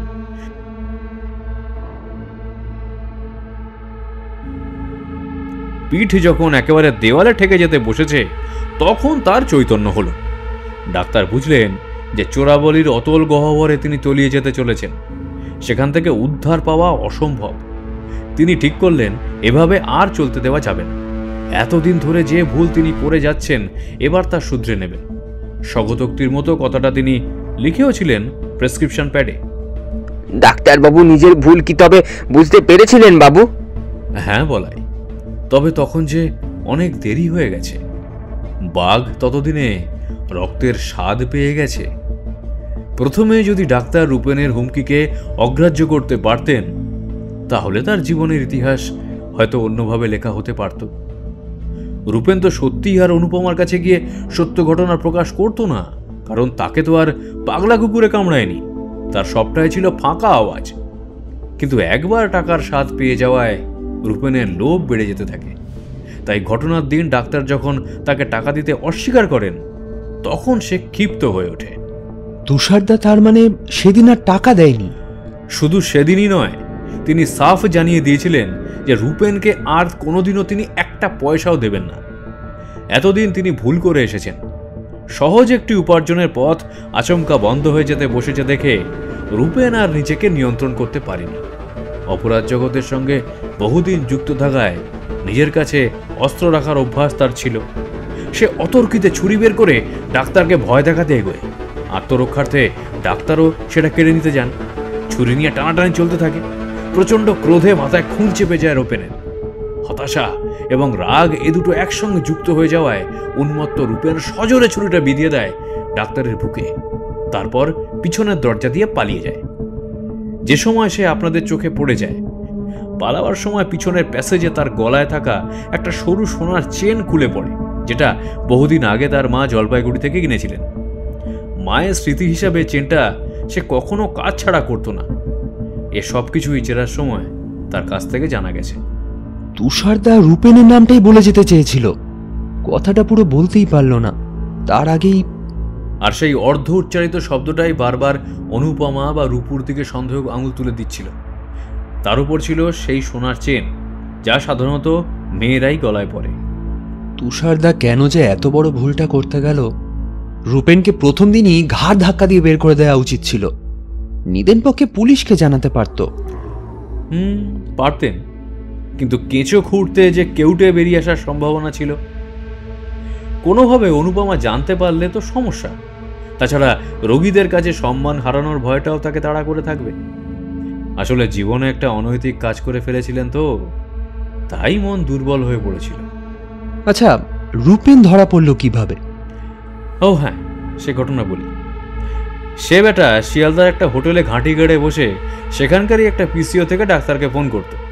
ডাক্তারের মোবাইল ট্র্যাক করে ওই অঞ্চলের হোটেলগুলোয় তল্লাশি করে পুলিশ তাকে পাকড়াও করেছে। খুনের পরেও সেই আহম্মক পালায়নি, কারণ খুন করার পর চাদরে মুখ ঢেকে পালিয়েছিল বলে সে স্বপ্নেও ভাবেনি কোনোভাবে তাকে চিহ্নিত করা যাবে। এই ভুলটা সে করেছে বলেই রক্ষে। যাই বলেন বাবু, ওই দাড়িওয়ালার খুন করারই মন ছিল, নাইলে চাদর গায়ে দেবে কেন? আগে তো কখনো দেয়নি কো। না বলাই, জেরা এসে জানিয়েছে যে কয়েকদিন ধরেই তার ঘুষঘুষে জ্বর ছিল। স্যাঁতস্যাঁতে হোটেলে ঘরে থেকেই তার শরীরের এই হাল। তারপর নভেম্বর মাস পড়ে গিয়েছিল, সময়টাও ঋতু পরিবর্তনের। এই কারণেই তাকে চাদর নিতেই হয়েছিল। মুখ ঢাকাতেও সুবিধা হয়, তাই চাপদাড়িও কারো চোখে পড়েনি। পড়লে অনেক আগেই কেসটা ক্র্যাকড হতো। তবে দেরিতে হলেও সে ধরা পড়েছে, অপরাধও কবুল করেছে। আর প্রমাণ হিসেবে হত্যার অস্ত্রে তার ফিঙ্গারপ্রিন্ট আর মেঝে পাওয়া জুতোর ছাপ তো ছিলই। সব ভালো যার শেষ ভালো, কি ভালো? সব থেকে ভালো হলো মানব দাদা বাবুর ছাড়া পাওয়া।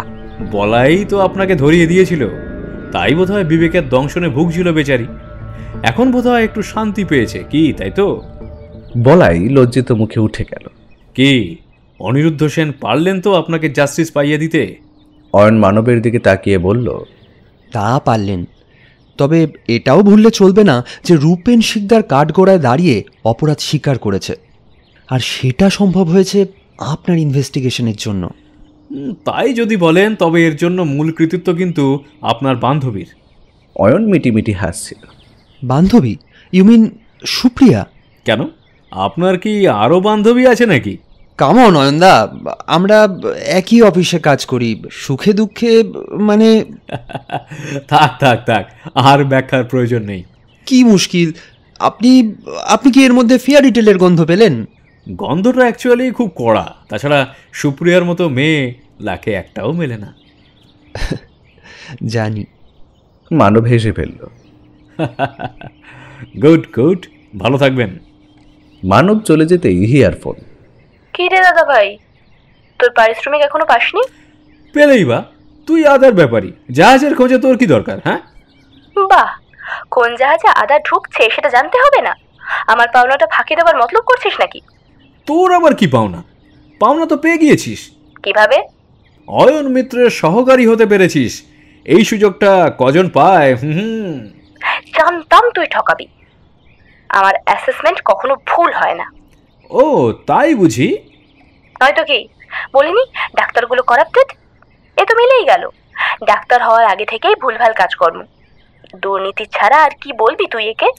শোন, পৃথিবীতে ধন্বন্তরী ডাক্তারেরও অভাব নেই, না হলে আমরা কি আর বেঁচে পড়তে থাকতাম বল? একথা ভেবেই না হয় আমরা এই প্রফেশনের উপর আস্থা রাখলাম। ফোন রাখছি, পরে কথা হবে, বাই।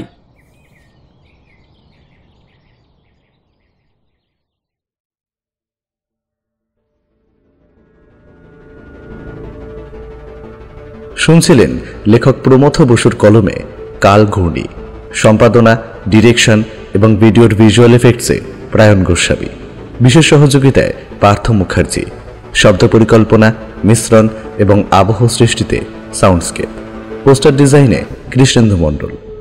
কেমন লাগলো আজকের গল্পটি? ভালো লাগলে অবশ্যই আমাদের সাবস্ক্রাইব করে আমাদের সাথে থাকুন এবং লাইক ও কমেন্টের মাধ্যমে আপনার মতামত জানান। এরকম গল্প যদি আরও শুনতে চান তাহলে প্লিজ আমাদের কমেন্টের মাধ্যমে জানান। দেখা হবে নতুন কোনো গল্পে। ততক্ষণের জন্য শুভরাত্রি। ভালো থাকবেন এবং সকলকে ভালো রাখবেন।